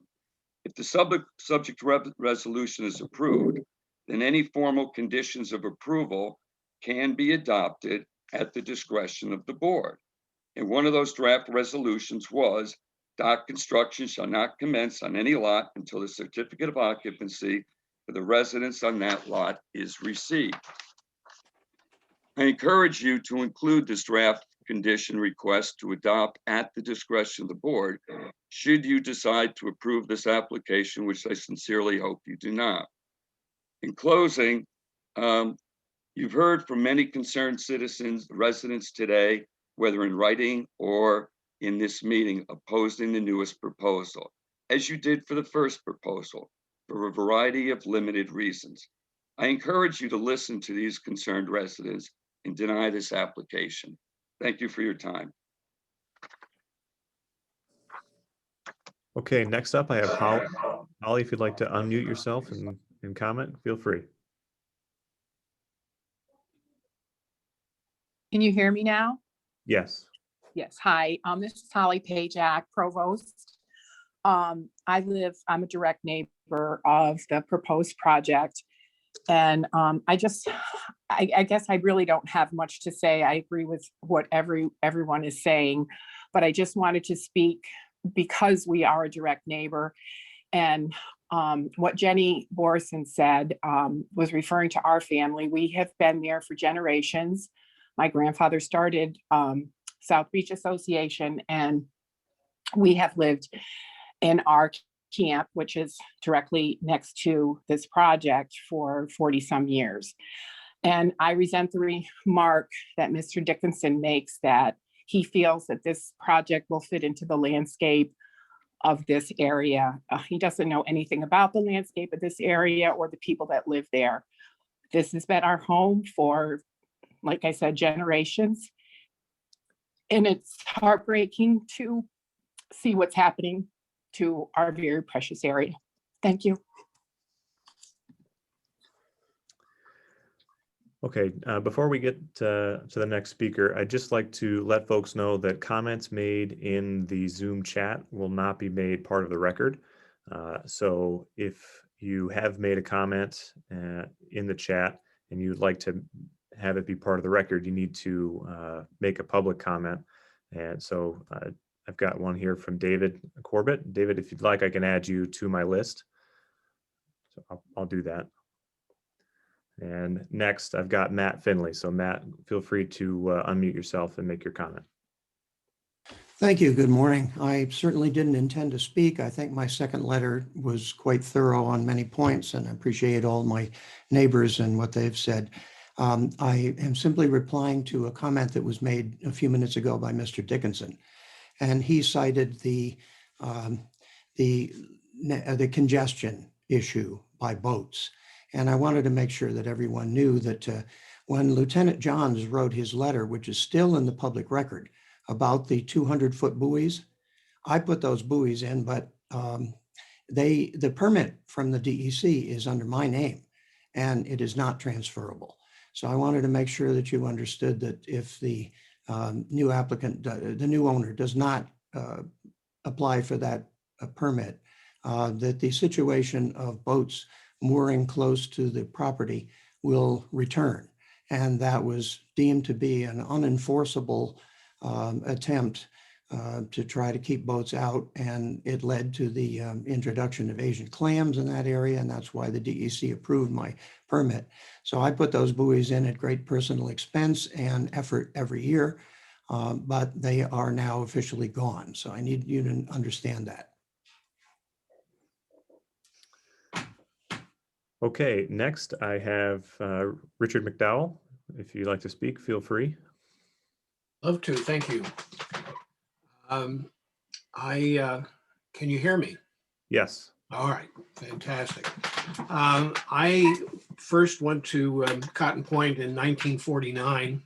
I don't remember that summer particularly, but I spent half my life there and the rest of it at other places on the lake. It's as many have spoken, it is dear to me, to my wife and family.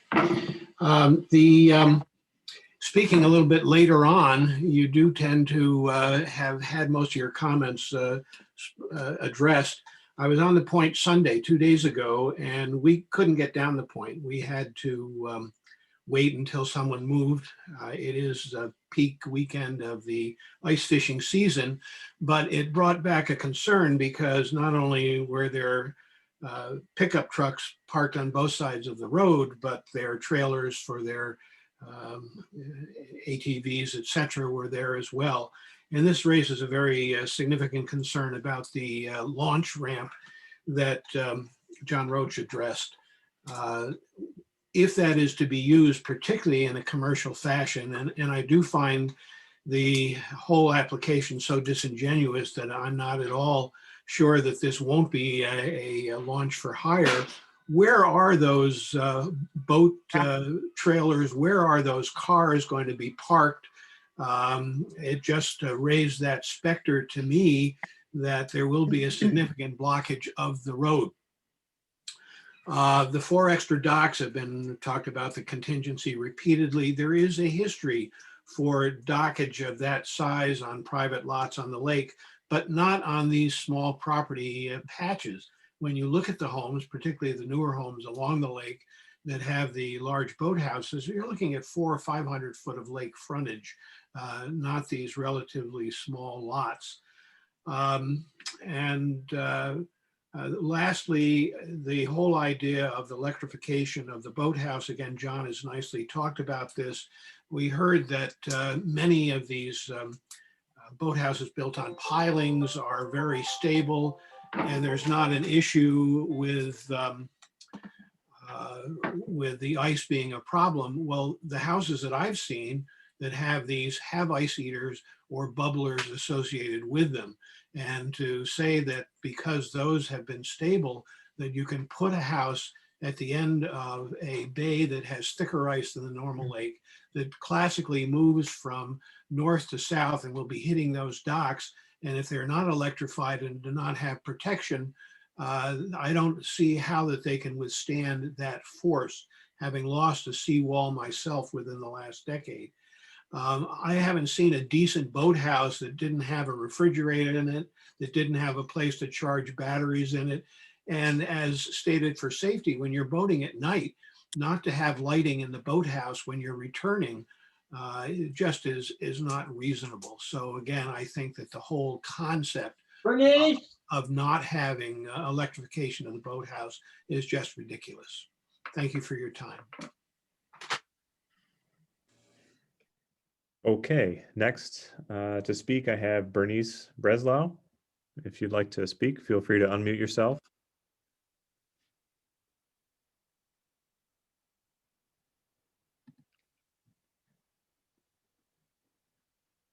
All right, we'll come back to you. Next up, how about Kath Doheny?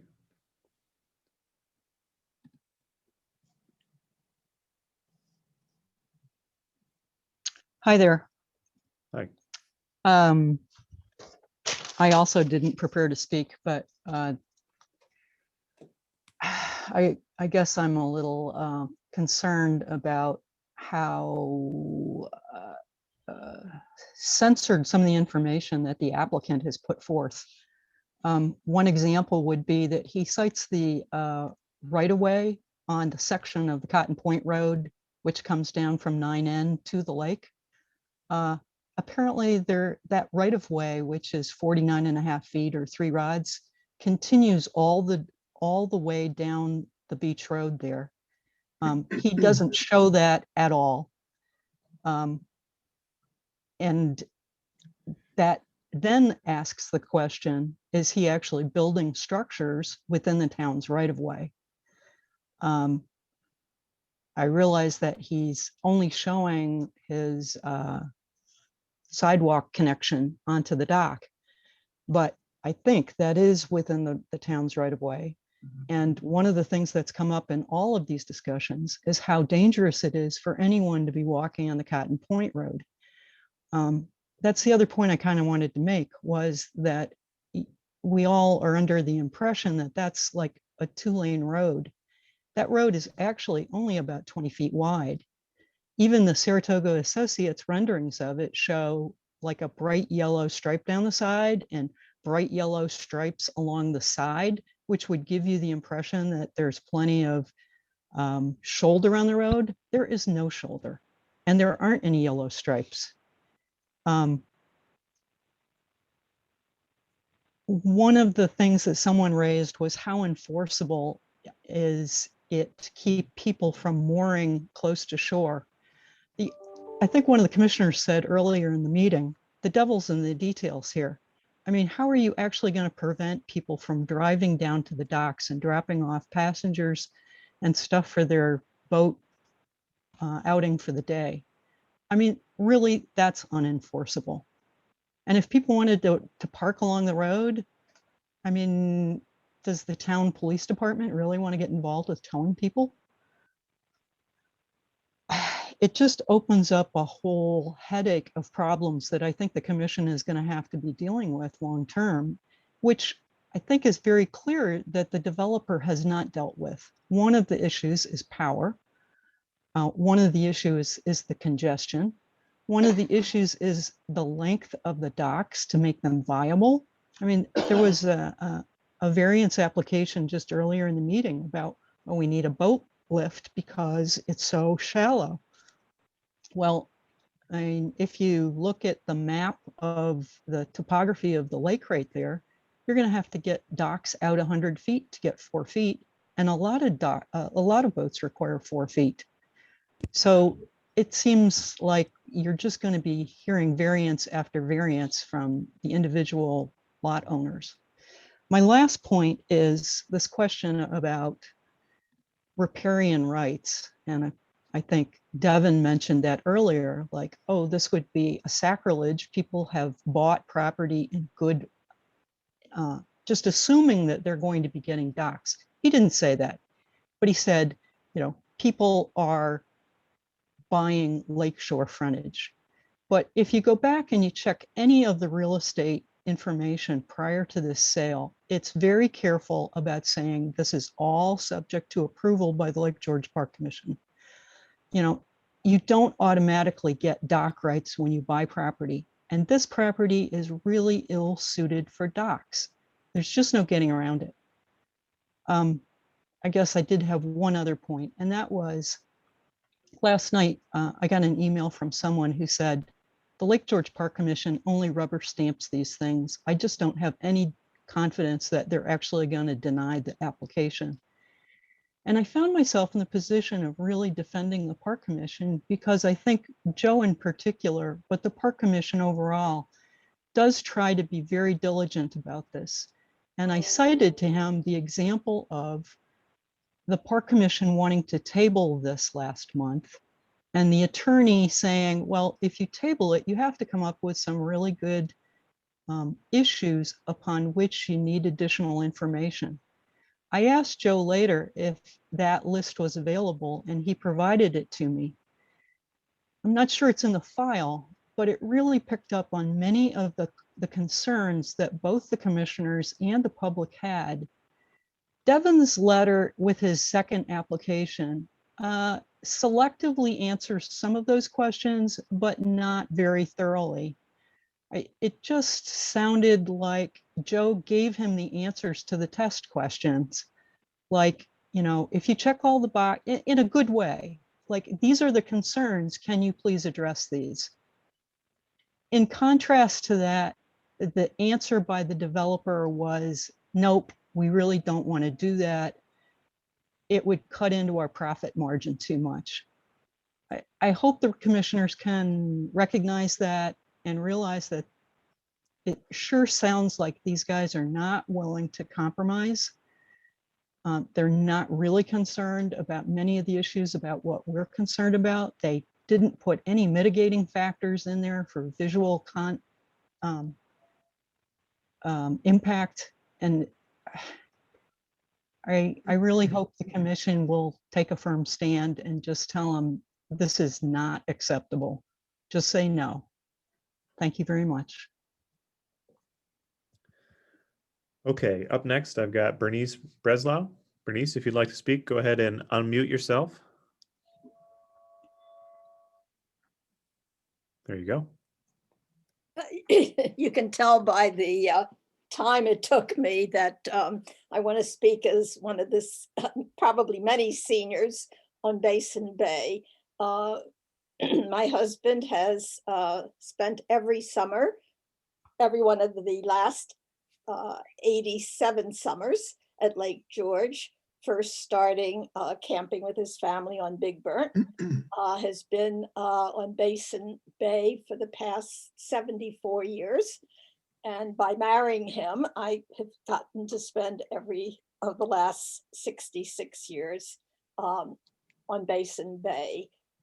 As I said in my letter, we don't water ski anymore. We never did jet ski. We don't wakeboard. And so that leaves the water activity for us down to kayaking and swimming. And we really tried daily to kayak around the bay. And I guess Mr. Nowitzki's comments and the figures he shared with us explain to me now why we do see increasingly more boat activities. And sometimes it does make kayaking uncomfortable. So I just wanted to share the concern of our concern of more boats on Basin Bay. I feel sometimes that it's unsafe.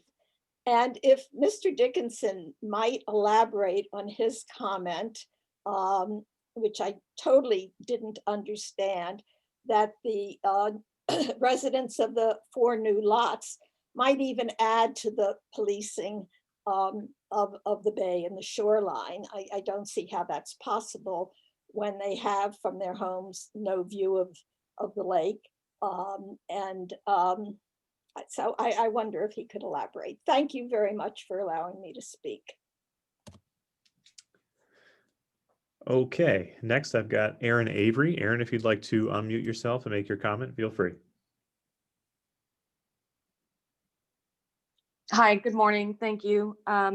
Just most of my concerns that I wrote in my chat, Justin had been already mentioned. So in an effort to save time, the one that I found the most concerning was the mention of a boat launch. And I know that that one was just mentioned previously, but it seems as though as we converse back and forth from this meeting and the one prior, that we tend to drift back and forth from approval or denial from the way that this has been presented originally and then with the revised version. However, it doesn't really speak to if it were approved, at what point would the commissioners be taking into effect everything that they have from the letters, the virtual renderings that have been provided, and even their own studies in terms of the congestion and the overcapacity. So it seems as though with the applicant's desire to fit into the neighboring community, all of the rest of Cotton Point, the majority of it, the Grove included, South Beach, Hemlock, and Cotton Point Association, and they all operate under an association or have some sort of governance with what they're allowed to do, how big their boats can be, and docking rights and things of that nature, property. This doesn't seem to address any of those concerns at all. So by approving even a partial for what's being presented today, I feel is at great risk for the community and the other homeowners that reside on Cotton Point, specifically safety in general. So thank you very much for your time. I appreciate it. Okay, next I've got David Corbett. David, feel free to unmute yourself and comment. Can you hear me okay? Yes. Oh, good. Well, I was introduced to Lake George by my father-in-law and my wife back in 1981. They've been coming up, well, he had been coming up since the mid-40s. Has a great love for the lake, the area. He taught me a real deep conservative nature for it, to always err on the side of creating an opportunity for the lake to survive and everyone to enjoy it. And I was just thinking, when everyone was speaking and even listening to the presentation and listening to Mr. Finley and reading all the documentation, I came up with the phrase that, like it or not, we're all called to be stewards of the lake and the land. We must keep in mind balance. With every decision we make, balance must be at the forefront of our decision. This particular ask creates an extreme imbalance for both the lake, the land, and the community by all the things that have been voiced so far. So to vote no is not to deprive anyone of anything, it's to keep and maintain the balance that we're all called upon to do. And if I came with this type of proposal to you, I would expect you to put balance for the lake and the land and the community ahead of voting no to me personally. It's not a personal decision here. It's a decision for the land, the lake, and the community. And I really appreciate, and I've grown through this meeting to appreciate what you have to go through. So thank you very much. Okay, next up, I've got Darren Van Aken. Darren, if you'd like to comment, feel free to unmute yourself.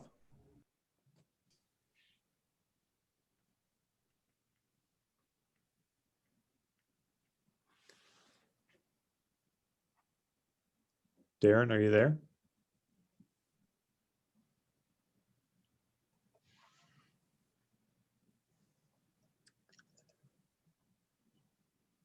Darren?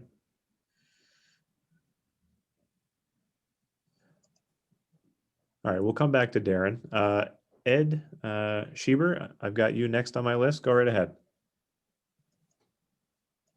Thank you. Can you hear me? Yes. Just in the way of background,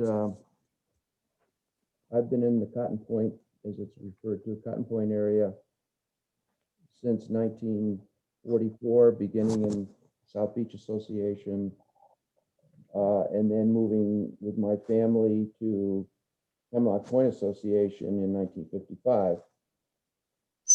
And over that time, I've seen so many changes to that area to include the increase in traffic.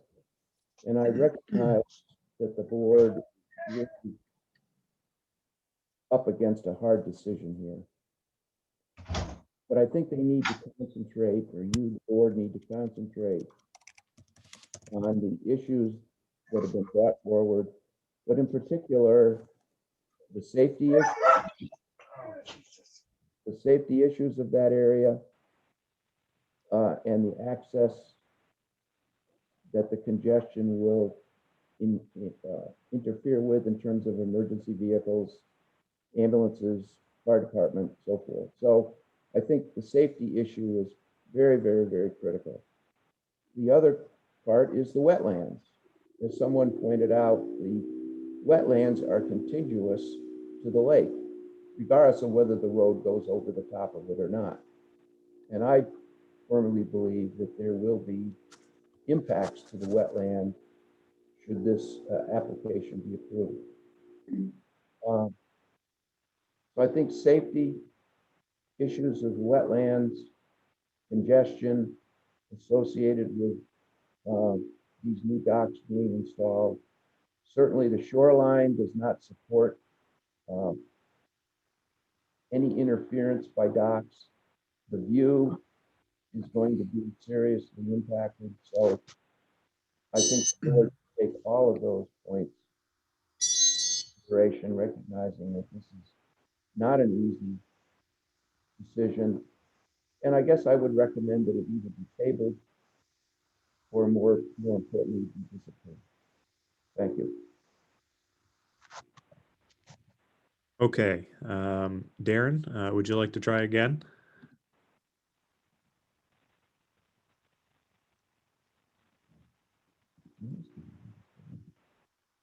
Darren, are you there?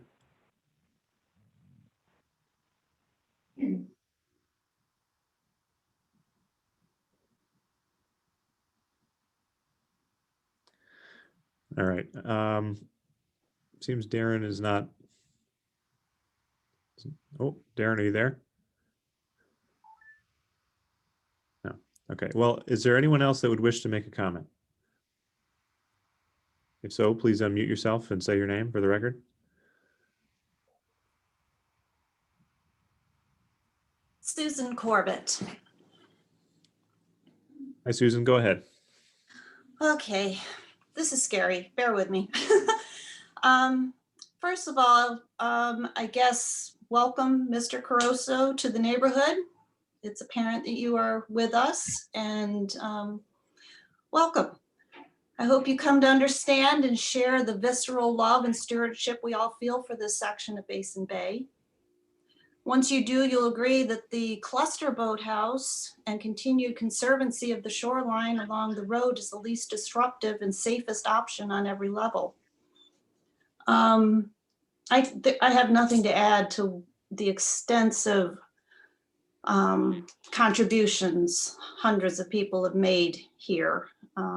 I am one who has grown up in the area. I know that as residents, while we are packed in quite closely, we all deeply value and respect the lake, each other, and our community here, and go out of our way not to impose upon each other.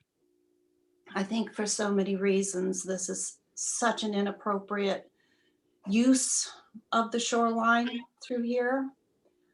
I understand Mr. Caruso may feel that there's a loss of value for him. I would offer the suggestion, I don't mean this naively in any way, but I would offer the suggestion that any undeveloped land, and moving forward, if you did a cluster dock that minimized the impact on the shoreline, that leaves a lot of shoreline untouched. Any of the undeveloped land, including undeveloped shoreline, please consider selling that to the Lake George Land Conservancy so that we can all know that this is protected moving forward. That's all. Thank you. All right. Is there anyone else who would wish to speak? Barbara Edwards. Go ahead, Barbara. Hi, I'm from South Beach Association and have been coming up here since the 60s. My concern is I've often gotten up at 5 in the morning and sat on the docks and listened to the loons and just appreciated the quiet of the lake before the speedboats start. I go by, I'm a full-time resident. I go by the bay, Basin Bay, every day and appreciate seeing the ducks and just the peace of the bay, despite the fact that there are many people down there. Over the years, I have seen the bay go from a very peaceful, quiet, safe place to a dangerous place with boats rafted together nearly across the bay and very close to the shoreline and partying. And I'm just wondering if we're going to turn into a log bay because of the changes in the number of people and the number of boats and what people do that they call enjoyment. I do have to commend Bernice Breslau talking about the kayaking, which is a kind activity to do on the lake. There's no noise, you get to see wildlife, and you just really get to be one with the lake, which, and I know people have different preferences, but people with large, fast, noisy boats don't get the same experience.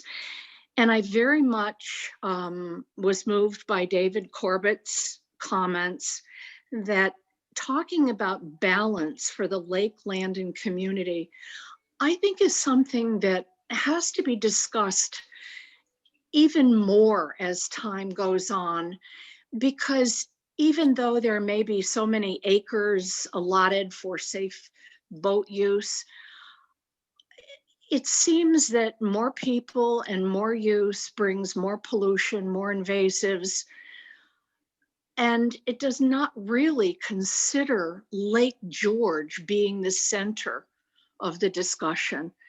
It seems that it's more people and people's need for more that is the center of discussion.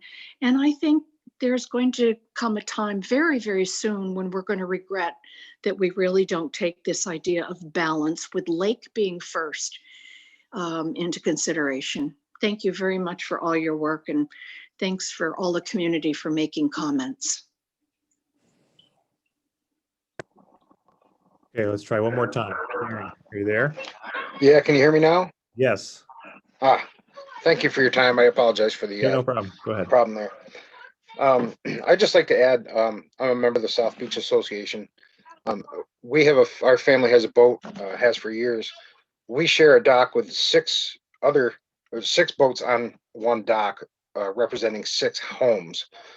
So if we can do that, I don't understand why 4 homes need 28 dock spaces. That's gluttony. Also, the shoreline in this area, I'm sure it's been spoken about before, is very fragile. The ice does damage even the road every year. The town of Bolton has come down every few years and repair the road. I wrote a letter to Mr. Thoen stating the invasives. I'm an invasive plant manager for the Department of Transportation. I've noticed in this wetland there are Phragmites, which spreads very easily through any type of ground movement. So that's a concern. And I received a letter from Matt Finley saying that the Asian clams have been found in Basin Bay, in fact, and this would cause their spread, especially through the use of ice eaters and boat traffic. These homes, proposed homes, would be so far up off the shoreline, with the swamp area, wetland area rather, being between the homes and the docks, that there's no way these people could police their docks. They wouldn't even be able to see their docks, but yet we have to see them every time we drive to and from our homes. So I think that's just kind of ridiculous. The recreation, this road is used as a recreation thoroughfare for people that live down here.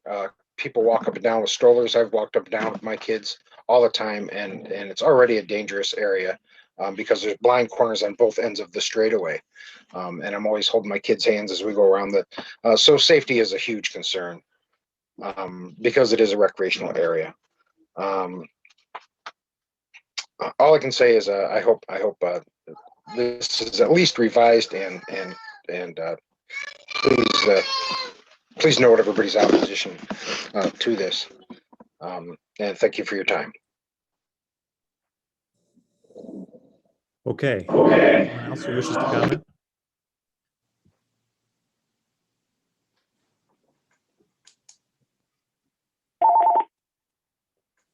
All right.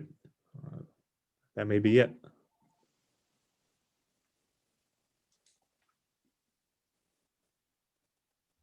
That's it for public comments. I think so, Bruce. Okay. Now it becomes time for commissioners to put up. Can I, sorry, I'm not sure when I can jump in, but can I kind of respond to some of those comments? Am I going to get a chance to go through some of those? I think that's a reasonable request for the applicant to get an opportunity to respond. Go ahead.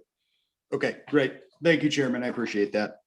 So one of the things that was brought up that I want to clarify are the dock credits. So really all that was just a bookkeeping thing. We were trying to get ahead of this since there were two different ways to determine how many docks you could have. You've got multiple owners and those types of things. We were just trying to allocate those to each lot owner, so there was an argument down the road if they ever wanted to apply for something. That doesn't have to be addressed today. It's not that big of an issue. Again, like I said, it was really just us trying to get ahead of it and do some bookkeeping. Obviously, there's no guarantee of any of those docks. Everything has to go through the process and through the commission. Let's talk about ice. So I think something that is a misnomer with the ice eaters is people think that it protects you from moving ice, which it does not. The ice eater in the bubbler system is really for ice while it's growing, especially with crib docks, wood docks in general. As the ice grows, it'll heave and you can have all sorts of damage. Once the ice starts to melt and pull away from the shore in the spring and the later season, that's where the real damage occurs. As everybody's seen, you get a couple windy days and it's Russian roulette. If you're in an unlucky spot, the ice moves and can do a lot of damage. And again, that's not going to change at all with an ice eater or a bubbler. The reason the steel docks are so strong, one of the reasons is that they don't have a large surface area that they present to the ice. So it actually acts to break up the ice as they travel through the piles. And not hearsay, I have many of these out in the lake that I've designed that hit all season long with ice. Without ice eaters. So it is a proven method and it does work very well. And there are a lot of things you can do to brace and strengthen those steel docks. Another issue was brought up was lighting at the docks. In the last meeting we offered solar power. There's no reason why we couldn't do solar power lighting at the entrance and exits of the docks. I think the homeowners would want to do that anyways. I think that's a reasonable request. It's interesting that everybody's talked about walking on Cotton Point Road, which you would absolutely want to. It's nice and flat. It's beautiful in there. But somehow turn around and say that the homeowners would never walk to their docks. I don't find that true at all. Like I said in the last meeting, we go to Outer Banks and everybody walks to the ocean. There is no parking at the ocean. again, somebody want a clarification on policing. I think it's the general idea that if you're on your dock and some kids or adults or whomever try and float in too close to shore or walk up on land to, you know, go to the bathroom in the woods, you're obviously going to stop those people. Right now, there's nobody there. You know, it's not that they're going to put on uniforms and walk up and down the street. It's just you have these people policing their own private property. You know, and some of these things, you know, we can only go so far. There's no parking allowed and there's signage. You know, aside from owners walking down, like I said, when they go to their dock and see a car there and say, hey, buddy, you can't park here. You know, there isn't much more that we could do. There's also been a lot of, I don't know, obviously the rumor mill's going crazy here. Mike Caruso doesn't have a brother. I'm not sure where any of that came into play. The other thing is the launch. The launch was just a transfer of paperwork, and maybe Joe can chime in here. I don't think that's a public launch in any way, shape, or form anyways. I think it was a private launch. And that was something we weren't even aware of. Joe reached out to us and said there was a launch. We did the paperwork quick to transfer it, and that was it. And that went to the owner lot 4. You know, I can't stress this enough. This is not a commercial development. You can't just say commercial 100 times and make it a commercial development. It is absolutely not. These are very modest single family homes, private residence, private dock usage. You know, the visual impact, and again, you know, everybody talks about their time in the lake. You know, my grandparents built the Stonegate Inn. He was a mayor of Lake George. My father's been supervisor at different times in his life. And we've all been here for a long time. We love the lake. I certainly in no way want to do something detrimental to the lake. But, you know, adding a dock is not going to require excavating at the road bank. You know, we're not doing these types of things. We're going to disturb and undermine the road. That's not the intent. I feel that people have the right to use their lake frontage. I think they should have the right to have a dock. I think that everybody uses the lake in different ways. And if you're fortunate enough to have lake property, I can fully understand why they'd want their own private dock. In my career, I deal with a lot of associations and they're not all good. And if you're in an association, you know that. As far as the visual impact, you know, this is a very subjective thing. You know, it's easy to say, hey, look, here's a vacant stretch of road, and if you do anything to it, it's going to have an adverse impact. I understand that change is not easy. I understand that, you know, a lot of these people who are residents, you know, on Cotton Point have been there a long time. It's not easy to see change. I've lived here my whole life. Like I said, 3 generations, my family have been here. It has changed dramatically. The stories my mom tells when she was a kid growing up on the lake are night and day to what we have here. I'm not saying it's a good thing, but I think it's something to keep in mind when you start to talk about someone's private property. I think I've addressed everything and all the comments that were made that I took notes on here. So unless the board has any other questions for me, more than happy to respond. Anybody have any questions further for the applicant? Bruce, would it be appropriate at this time for a member of the public to ask Devin a question? Ask who a question? Ask Devin a question. Jim Nishaw has a point he'd like to make. We'll let Mr. Nishaw we'll let Mr. Nishaw comment, and then we'll come back and yeah. Bruce, I think unmuted now. I have 2 questions for Devin. Is this a done deal? Has the deed been transferred from the family trust to Mr. Caruso and recorded in Warren County?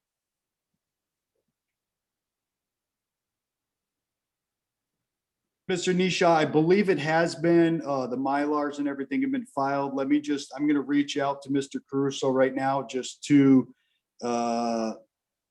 see if the deed has been filed. I believe it has.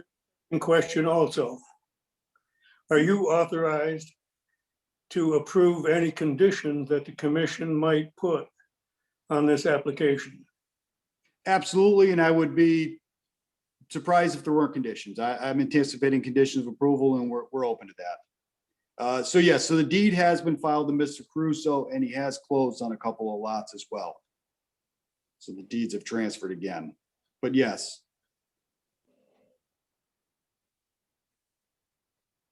So yes, Mr. Caruso is the owner. The deeds have been filed in the county office. Thank you. You're welcome. Thank you, Justin. In comment to your question, allowing somebody to question the applicant, we don't normally do it because we don't want to get involved. As a matter of fact, we refuse to get involved in an argument going back and forth between applicants and people opposing it outside. Their comments should be addressed to the commission, and if they have a comment, a question, ask the commission, and we can make a comment, but we don't want to be involved in arguments going back and forth between applicants and members of the audience who may, who obviously obviously have differences of opinion. Okay, so then let me ask you this. Is it possible to let a member of the public make a comment in response to Devin's comments? Would that be appropriate? Yes. Okay. Jenny, if you'd like to make your comment, feel free.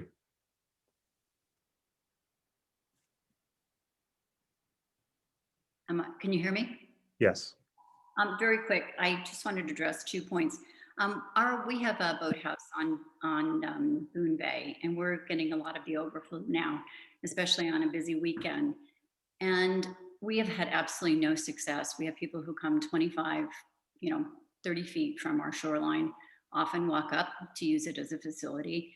I'd say half the people, politely do move back.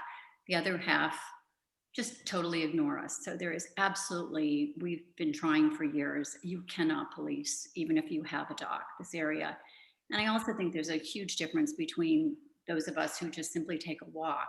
And if you're going down from your house to spend the day on the boat, you are not empty-handed.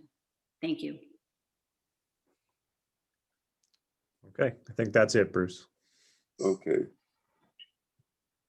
So gentlemen, ladies and gentlemen, we're decision time here. Joe, let's open it up with, I know I can see Joe right in the middle up there. Joe, do you want to make any comments on this at this point? Yes. Yes, I have clarify. One is certainly a condition of CO is going to be required for the homeowner to build his house prior to any dock construction. Second of all,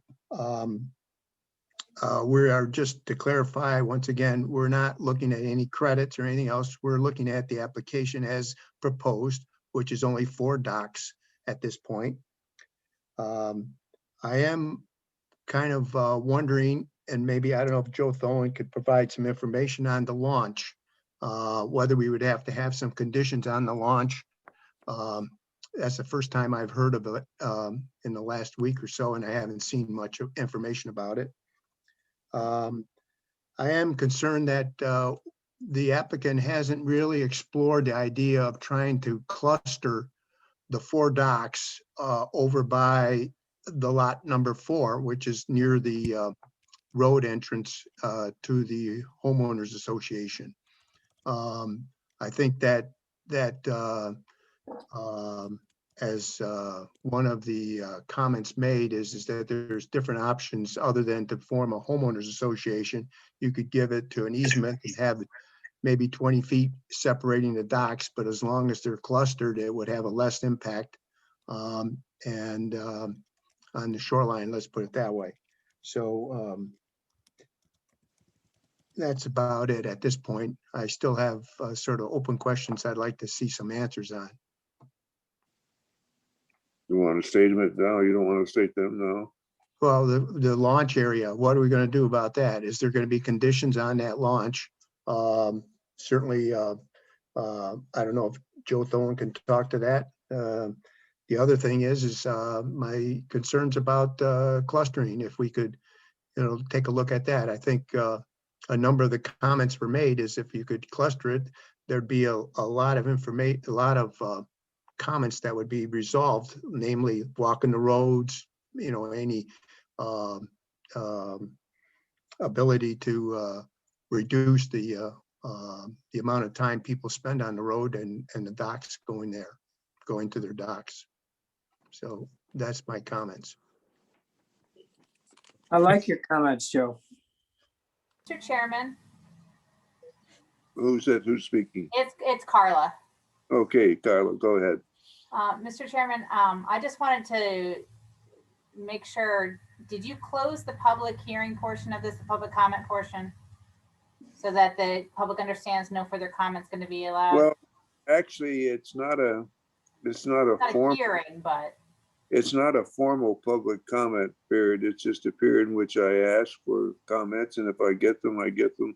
It's not like our public comment period, which is on the agenda. It's a comment period that once somebody wants to stop talking, then they stop talking. And I've often been very lenient in the past. If during our conversation, if it's a substantial issue raised, we can open them back up again.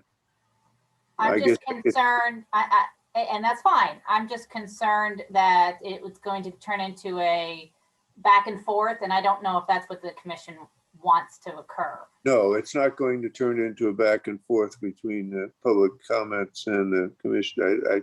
I guess I wasn't clear when I said I don't want to get into an argument of going back and forth, but it includes, I used to say this in the past, and I guess I should be reiterating it if I want to say that word.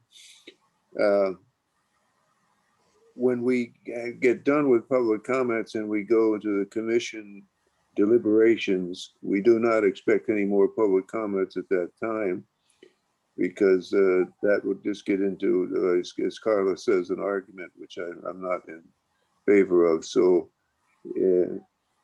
everybody has had a chance to make their comments. We've noted them all. And at this point, it'll be a rare exception if I allow a further comment to come in from the public. But I don't want to officially shut them off, because occasions arise when you just need to let somebody talk. After all, we're here trying to gather facts. Fair enough.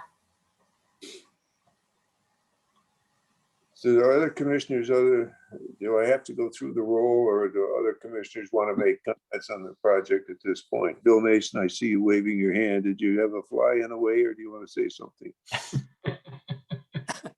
No, I'll say something. The public has brought up, I'm weighing a lot of things here. The applicant's right to develop their property is weighing heavily on me. But at the same time, there are a lot of issues here, and I'm having trouble finding myself ready to vote in favor of this application at this time. There are traffic and parking issues that, in spite of the assurances of the applicant, I stood on the site. We talked about it as commissioners and discussed what would be going on in the future. I believe that these are very real concerns. There are restroom issues. 3/4 of a mile walk to get to a restroom is unrealistic. And I don't know how we deal with that in the future, and I don't know if we can, but that seems a little bit ridiculous. That will be a problem. And there's clearly visual impacts that need to be addressed on this. And I'm not sure what the solution is. Mr. Stanik's suggestion on the clustering thing, I'm intrigued by a lot of the things I'm thinking about. I just know that right now I'm not ready for this. So I would not be in favor of it yet.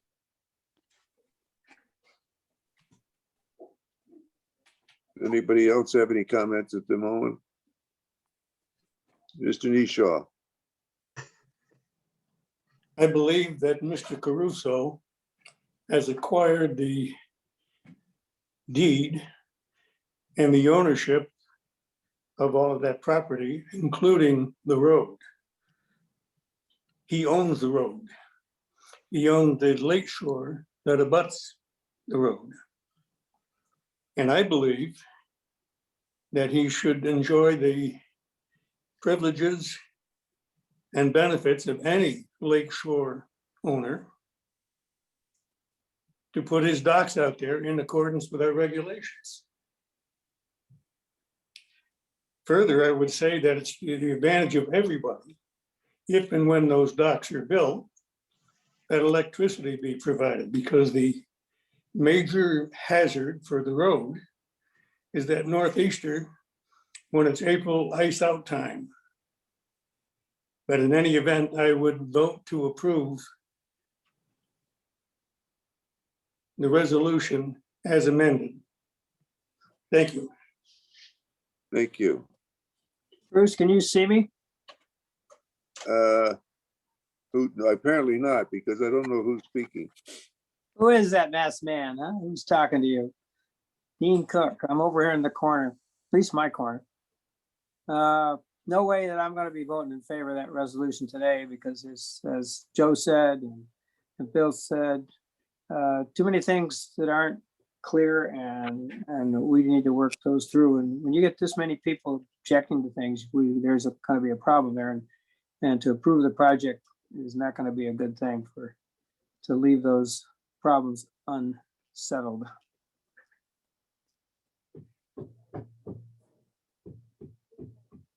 Well, I have to go.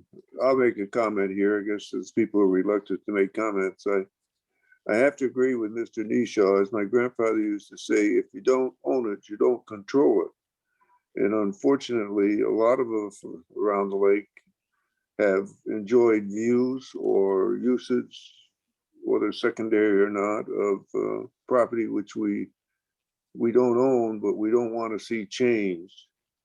And unfortunately, this is one of those situations where we've got some property that obviously the majority of the residents approve of the way it looks right now. They don't want it changed. Unfortunately, they don't own the property, so they can't sue that. And we have a implicit understanding in our regulations that if a piece of property satisfies the regulations, the minimum regulations for a dock, then a homeowner is entitled to a dock. In other words, if you've got lakefront and it satisfies the minimum requirements, then you are entitled to a dock as long as the dock satisfies our requirements. So I find ourselves in a position where we have to, in my opinion, give good, strong consideration to the applicant to the fact that they need a dock and they're entitled to a dock. The question is to how much and how detrimental it is to your neighbors, because no matter what you're entitled to, you're not entitled to destroy your neighbor's rights. I know those two sound very contradictory, but they're actually the points at which we make all of our discussions and all of our decisions, is to, especially when we get involved, and if it's only involved at a staff level, they don't get involved in these questions, but if it comes before the entire commission, it's a question of protecting other people's rights while giving the basic homeowner his rights. So I am in favor of giving the applicant a dock, but I only, I strongly emphasize this, so it's only 4 docks. There's no conditional promise of docks in the future or lot docks, nothing like that. There's nothing in our regulations that permits that anyway. But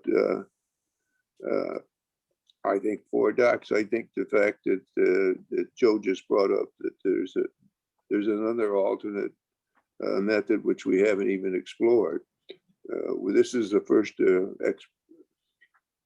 answer we've had come back from the applicant after we had our discussion last month, and I don't see where the cluster or something like that was even explored. All I see basically is the fact that, okay, it's only 4 docks now, but the applicant wanted a condition on four docks in the future. And I can agree with most of the people that are upset about this, that, well, that's just what we looked at last month, and it is almost. It's just postponing 4 docks. So at the risk of rambling, I would just like to conclude and say I would be in favor of 4 docks but no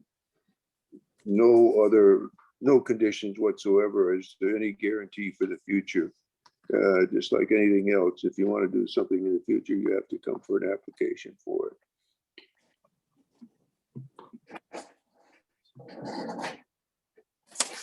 Anybody else? Mr. Parker, you haven't said anything. He's on mute. You're muted again. You know my bad There you habits go. well. There we go. No, I haven't said much in the last few minutes. I still have excessive concerns. I'm a strong property rights advocate. If I own it, I want to use it. I want to use it in a legitimate way. But there are just so many questions that have not been answered fully in this application. I have a primary concern with 4 independent lots being approved in their related docking facilities being approved or disapproved, approved in one fell swoop. We don't have the real details of exactly where the docks are going to be. At least I'm unable to tell that. And the exact design of the docks. I'm still concerned about the 2 larger docks that will have boathouses that they're just still too big for a small, applicant's words, I believe, small, modest residence. I'm just, how many boats can each one of us win? Have any of these lots, 4 lots been sold? Or are there solid offers on them?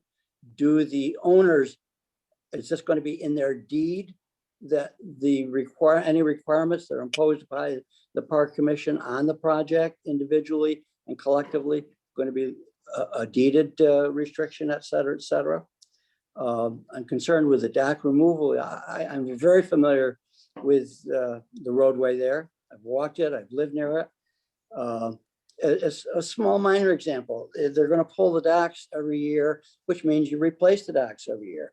So is Jimmy Jones, the dock puller and dock replacer, going to clog up the road during someone's busy day while they're loading the docks onto a truck or a trailer on a very narrow situation? How much interference to the neighborhood is that going to cause?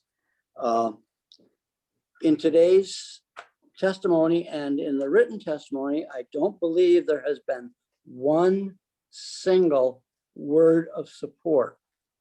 We've done a lot of these commission-wise, and most of the time we get somebody in the neighborhood or next door neighbor who say, even if it's a brother-in-law, who says, I agree, I think they should do what they want. We have not seen one piece of public support there.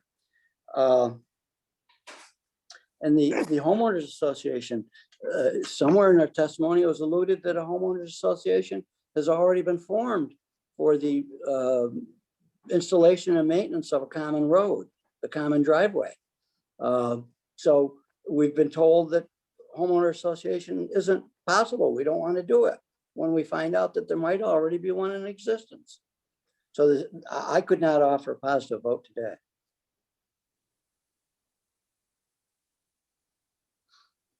I'm gonna mute myself. If any other commissioners want to speak up at all, I usually make you speak up. I'd like to comment, please, Mr. Chairman. Go ahead. Thank you. I agree with Jim Neshaw. You know, they own the property. They've got almost 1,000 feet of lakefront. And yes, they deserve to have docks. I was there, I visited this site. We parked 6 cars along that road and it had snowed the day before. So there were piles of snow along the side of the road. So we really couldn't go far off, but there was still space for cars to go by where we had parked. So, you know, every time about car parking for a short period of time is going to cause major congestion. I don't see that. But I believe that they have the right to have a dock, and electric, that's an issue that can be solved. Where there's a will, there's a way. And My whole point is that they own this property, they own the road, and they should have the right to have a dock. I agree that we could put stipulations on it, 1 dock per lot, and that you can't build your dock until you've got your CO for your property behind. And I would go along with Chimney Shaw. That's nice. Mr. Mason, fortunately I can still see your picture there, so I can pick on you. You haven't said anything yet. Yes, yes. Yeah, I believe I sort of led off, Mr. Chairman.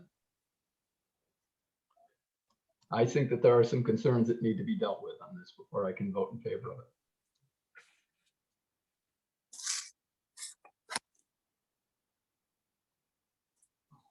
Mr. Chairman, there was a question about the launch, which I'm happy to address, if that's okay with you. Yeah, go ahead, Joe. So as you're all familiar, the commission has very strict prohibitions related to aquatic invasive species. Every launch or any site that could be used as a launch is regulated by the commission and must be registered with the commission. This particular site, Mr. Finley has noted, hasn't historically been used a lot as a launch for trailer vessels. It's really just for emergency use by the local municipality, but it's registered nonetheless. Part of that registration allows just the individual landowner to use the launch and only to launch a specific vessel, which registration number has been provided to the commission. The use of a residential launch by anybody other than the landowner is strictly prohibited. So any commercial use of that launch, any launch by a neighbor or a friend or anyone else, that would actually represent a Class A marine activity, which would require an entirely separate process, review and approval. So what's on site is registered as a residential launch, which we understand due to physical constraints is not, generally used, if at all. The other thing that came up just as a technical matter is the walking distance. For lot 1, it was listed as being 3/4 mile from the house site to the dock. It's actually closer to 1/3 of a mile. So just to clarify that matter for you. So with that, that's all I have on the launch. Thank you. Okay, Joe, where's the launch? What lot is it on? The launch is on lot 4, which is right at the bend in the road. Right. Okay.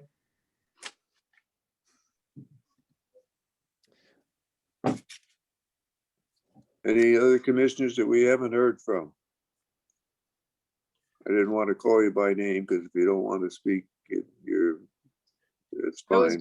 It's Aaron Burns. I was going to ask about the launch, but that's already in existence and not part of the application. We're just looking at 4 docks, correct? 4 docks without dock credits. That is correct. Let me ask you a question, Joe. Is the resolution as written have any of the restrictions that we've mentioned that are pretty critical? One is no use of the dock other than as a single resident homeowner's dock. Then CO also, occupying. Does the resolution is written say that? No. So The resolution that was posted on the website has no conditions on it. We've talked about conditions both last time and this time. The 3 conditions I think that we talked about was, 1 is the property owner has to have a CO for his home prior to any dock building.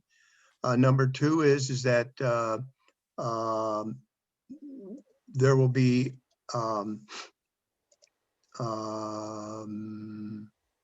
there'll only be a single dock approved for each lot, and that any additional one, there's no Class B Marina registrations or anything of that nature associated with each of the docks. And there is no future allocation of docks associated with the property. Those are kind of the 3 conditions that we talked about, but they're not listed in the public on our website. No. So actually, they're conditions which the applicant would have to agree to if we were going to amend his application. Am I being correct in that, Carl?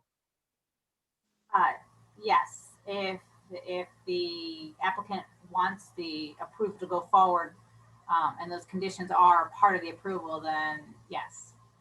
Yes. Otherwise, it wouldn't go forward. The only other way to do it would be to table this thing and write up a whole new resolution with the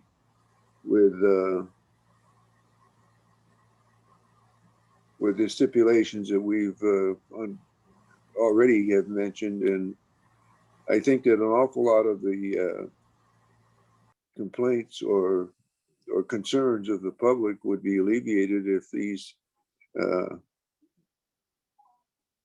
concerns that these conditions that we want to put on the application were actually in it. It would alleviate a lot of concerns of certain people. Well, I think, Mr. Chairman, you can discuss those now. I think that everyone online has heard what the conditions would be. I'm not sure a tabling would lead to anything else, but that's up to you. Right. I was just wondering if we're going to sit here and work through piece by piece with the applicant. Once again, we're building applications for people. I hate it when we get into these positions. Understood. I don't believe this would be building an application for him. Many times you can do minor resolutions like this, minor changes like this. So perhaps maybe we just present, I think there's 3, perhaps. We present them to Devin and see what he wants to do. That's what I was thinking of doing. We have 3 basic conditions. One, it's four dock sites permit, period. Nothing, no conditional future dock sites. 2, no other uses other than as a private homeowner. In other words, no Class B marinas or any such things. And 3, no dock started. Hey. No dock construction started promptly. Yeah, I'm still listening. Let me call you back. I'm sorry I was interrupted there, but the 3rd condition would be no dock construction is started until the CO is completed on the house. Is that those are the 3 commissioners? Those are the 3 conditions that you would like to see imposed if you were going to vote on this project? Yes. Then Kenny had another one, I think. Somebody else had it. Go ahead. I thought somebody else had a other condition. I don't know that I had a condition. I had a serious reservation. Right. Because I'm still not sure what kind of a dock you're going to allow me to build. Is it the mini picture that's on one of the drawings? Is that the only thing I'm going to be able to build? Or obviously, if I bought the lot number 3 and I'm going to get my house built by the end of June, can I build any dock I want as long as it's a single dock? We don't have a description of the dock structure as such. For clarity. It looks like Joe can respond to that. I'm sorry, Carla. Yeah, the docks are specific to the lots. They're identified on the marked survey. Each dock is specific to each lot. So there are 2 lots that can only have an L-shaped dock in the exact dimensions stated and in the exact location depicted on this survey plan. And there are 2 lots that are allowed or proposed for covered boathouses. We have side profiles of those and descriptive pictures or drawings rather, and those are shown scaled and on a survey. And any construction would need to strictly follow these plans or it'd be non-compliant. That's how we. So there's enough there that we can provide whatever oversight in advance that we have. I mean, you're comfortable with that. Yes. Yeah. Okay. That was a good point, though, Kenny, because to just say you're entitled to 4 docks without any description whatsoever of the docks is unworkable. Tell me about it. Yeah. And just a point, those three options that you presented, it does not appear that, and this would be for the commission to decide, but it does not appear that they would be major modifications to what is proposed. Right. Is that I'll- is that what the commission would agree? I guess you can talk about that. I would offer the comment that I'm still against the 2 boathouse docks being constructed with double wide, I'll use my own language, a double wide slip as the primary slip. I'm still concerned with the erosion of the privacy of the docks becoming expanded.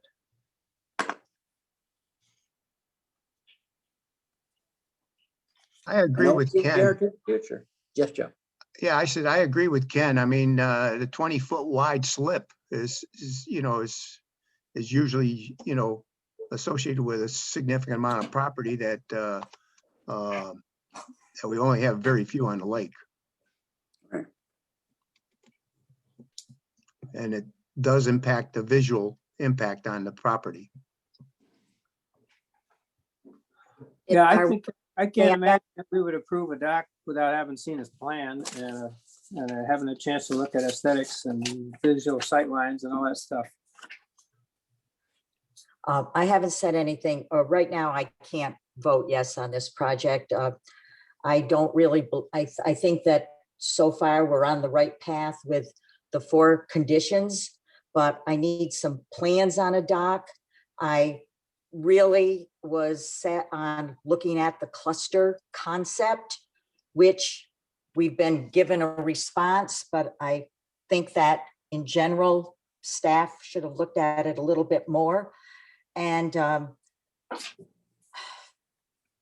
as far as this whole dock credit concept, Chris Novitsky saying that maybe it's a type of fictional concept. I have to know more about that. Thank you.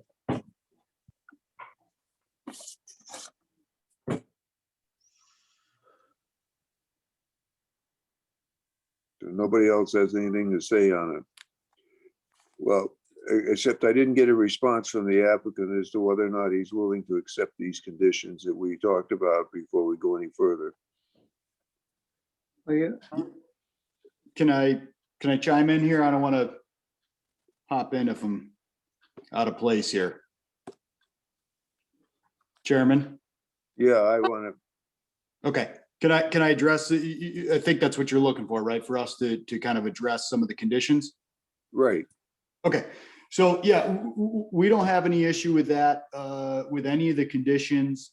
I think the 4 docks, like I said in the beginning of the presentation, that's a representation of what each individual lot owner wants to build.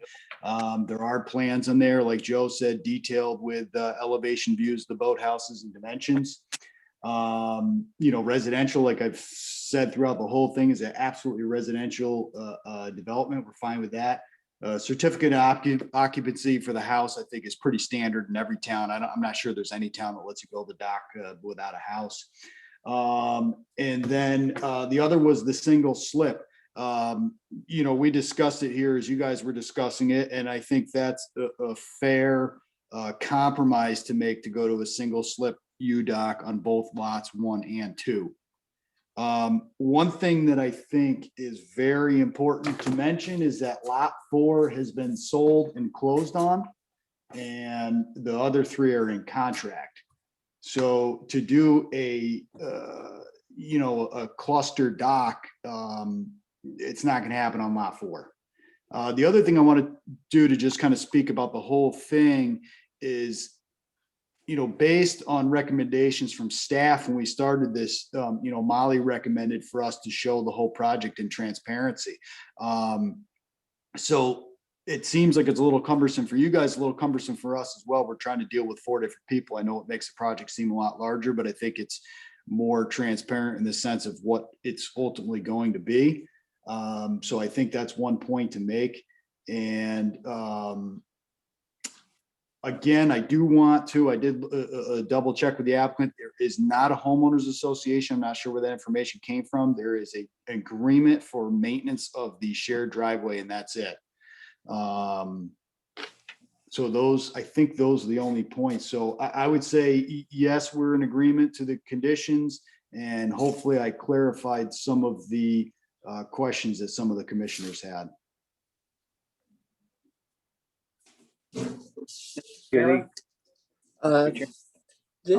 now had, for the first time, I believe, unless I missed it, I've been here all the time, full disclosure that the one lot has been closed on. That means it's been sold, paid for theoretically, and three lots, the remaining three are under contract.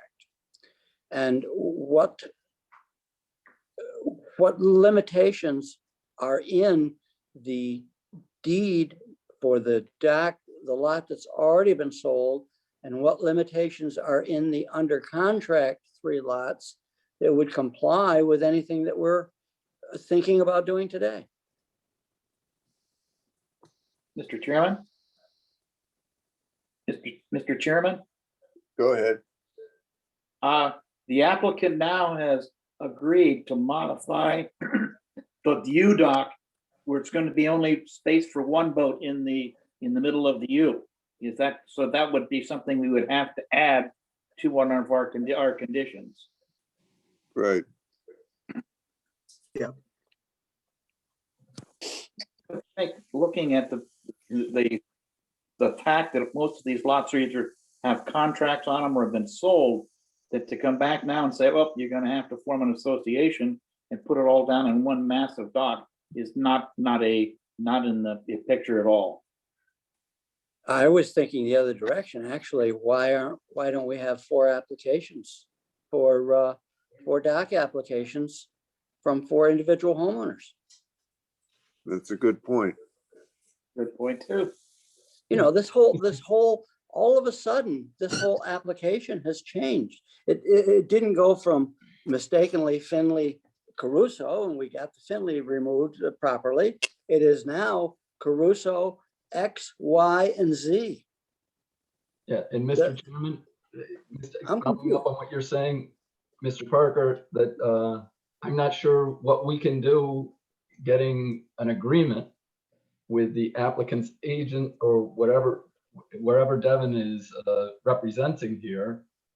The lot that's under contract, we need that person, I would think. All rights have already been transferred to sit here and make an agreement with us. We need that person, don't we? Legally? Yeah, you know, we've done condo, we've done association docks, and we've done individual homeowner docks. Lots. I don't ever remember doing a sweep of 4 neighboring homeowner lots. Blah blah blah. Joe, I see your hand.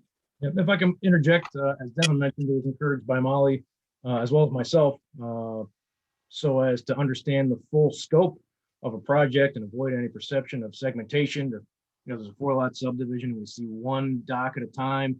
Neighbors would be concerned, what's the full build out? We wouldn't quite understand.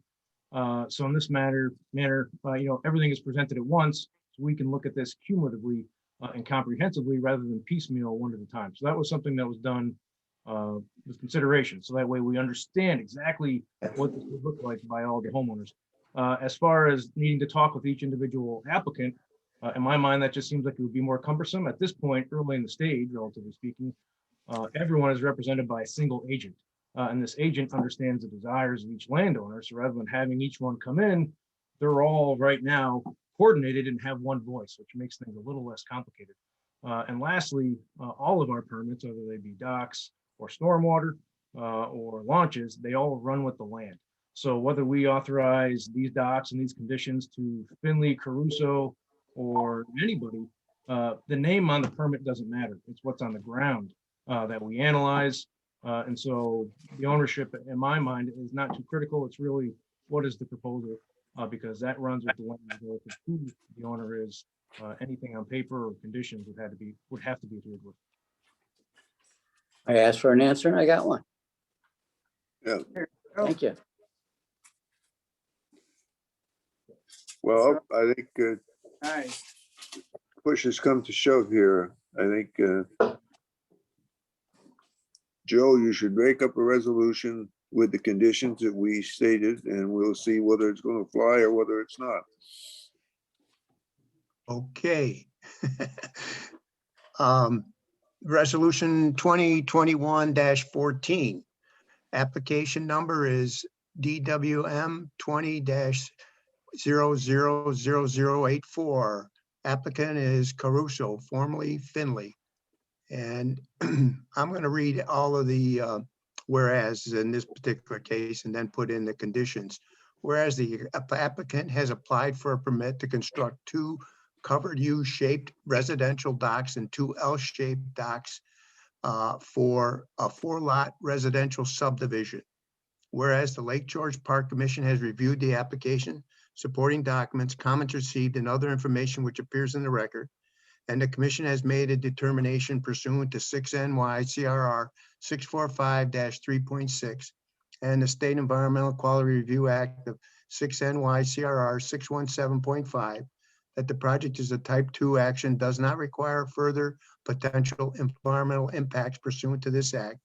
Whereas the commission is considered to be a major project pursuant to 6 NYCRR 645-5.3, and public notice has been published and distributed, and the project is subject to the Bolton Land Local Waterfront Revitalization Program, and the commission finds the project is consistent with the enforceable policies and purposes thereof, and the commission finds that the project will not have adverse impact on the health, safety, or welfare of the public, the environment, or the resources of the park, will not alter the essential character of the area in which it is proposed, will not lead to congestion in the park, and will not have an undue visual, cultural, or audible impact on the neighborhood or the park.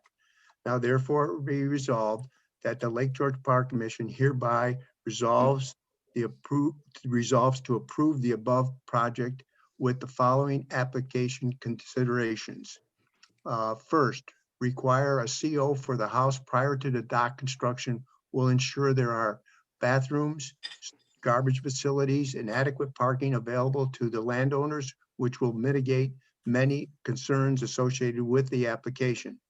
Number 2, stating that the resolution that these docks may only be utilized for single-family residential use, preclude other multifamily, association, or commercial ventures without prior commission review and approval, including a Class B marina registrations.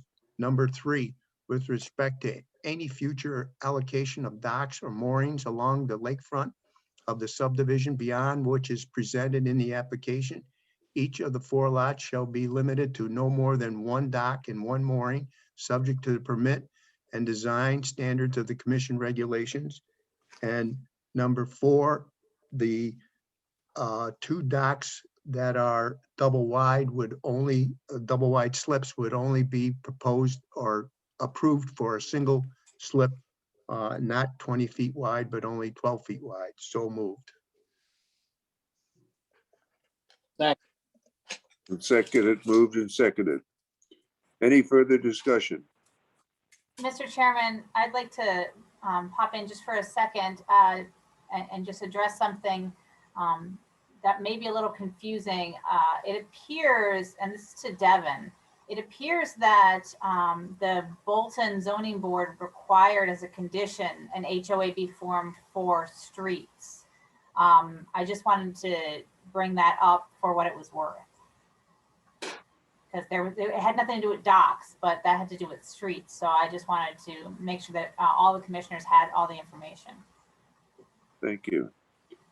Does that mean we should have a clause in the permit regarding streets?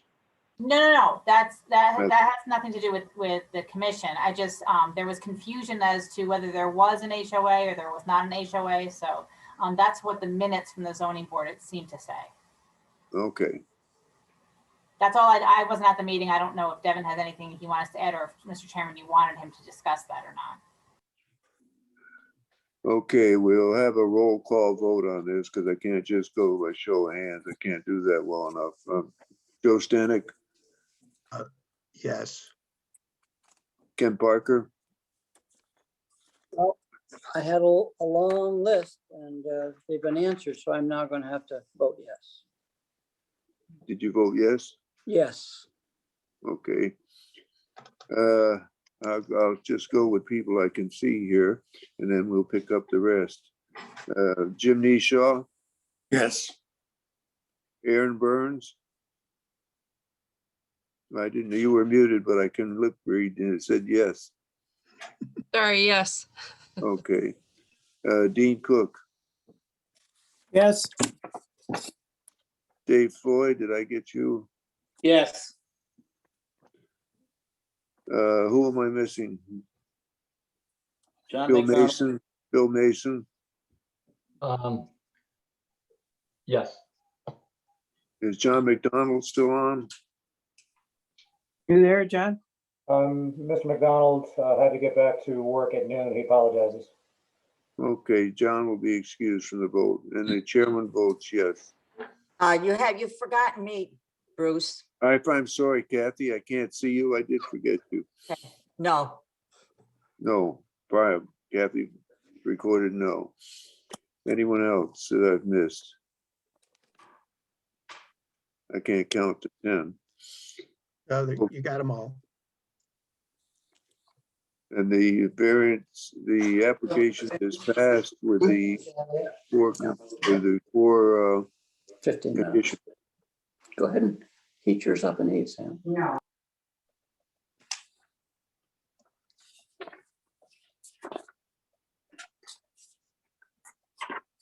I think that takes care of the projects that we have for today. Thank you, everyone. I appreciate it. Have a good day. Law enforcement, Ken Parker. Unmute and real quickly, we did have a short law enforcement committee meeting this morning and just discuss a couple things about like equipment and equipment vendors. I have a resolution 21-15, and it's the same resolution we present every month with the exception of now therefore be it resolved that the commission accepts the report of the law enforcement committee, and I enter that as a motion. Second. So moved and seconded to accept the law enforcement committee report. All in favor? Opposed? Carried. Public comments. We have now a portion of the meeting for those of the public that are still here. There are public comments on any subject that you want to comment on. And Justin, I'll have to rely on you to see if anybody wants to speak. Sure. Okay.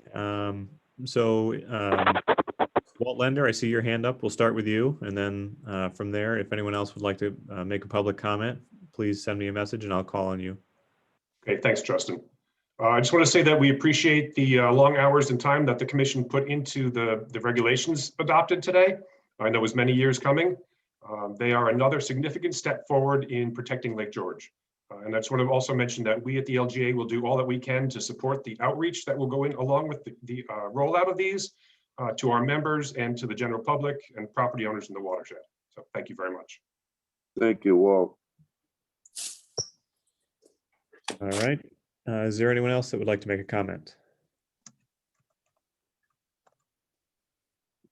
There being no other public comments, I'll accept the motion to adjourn. I make that motion. Second. And moved and seconded to adjourn. All in favor by show of hands and say goodbye. Lunchtime. Meeting adjourned. The mind will absorb only what the rear end can endure.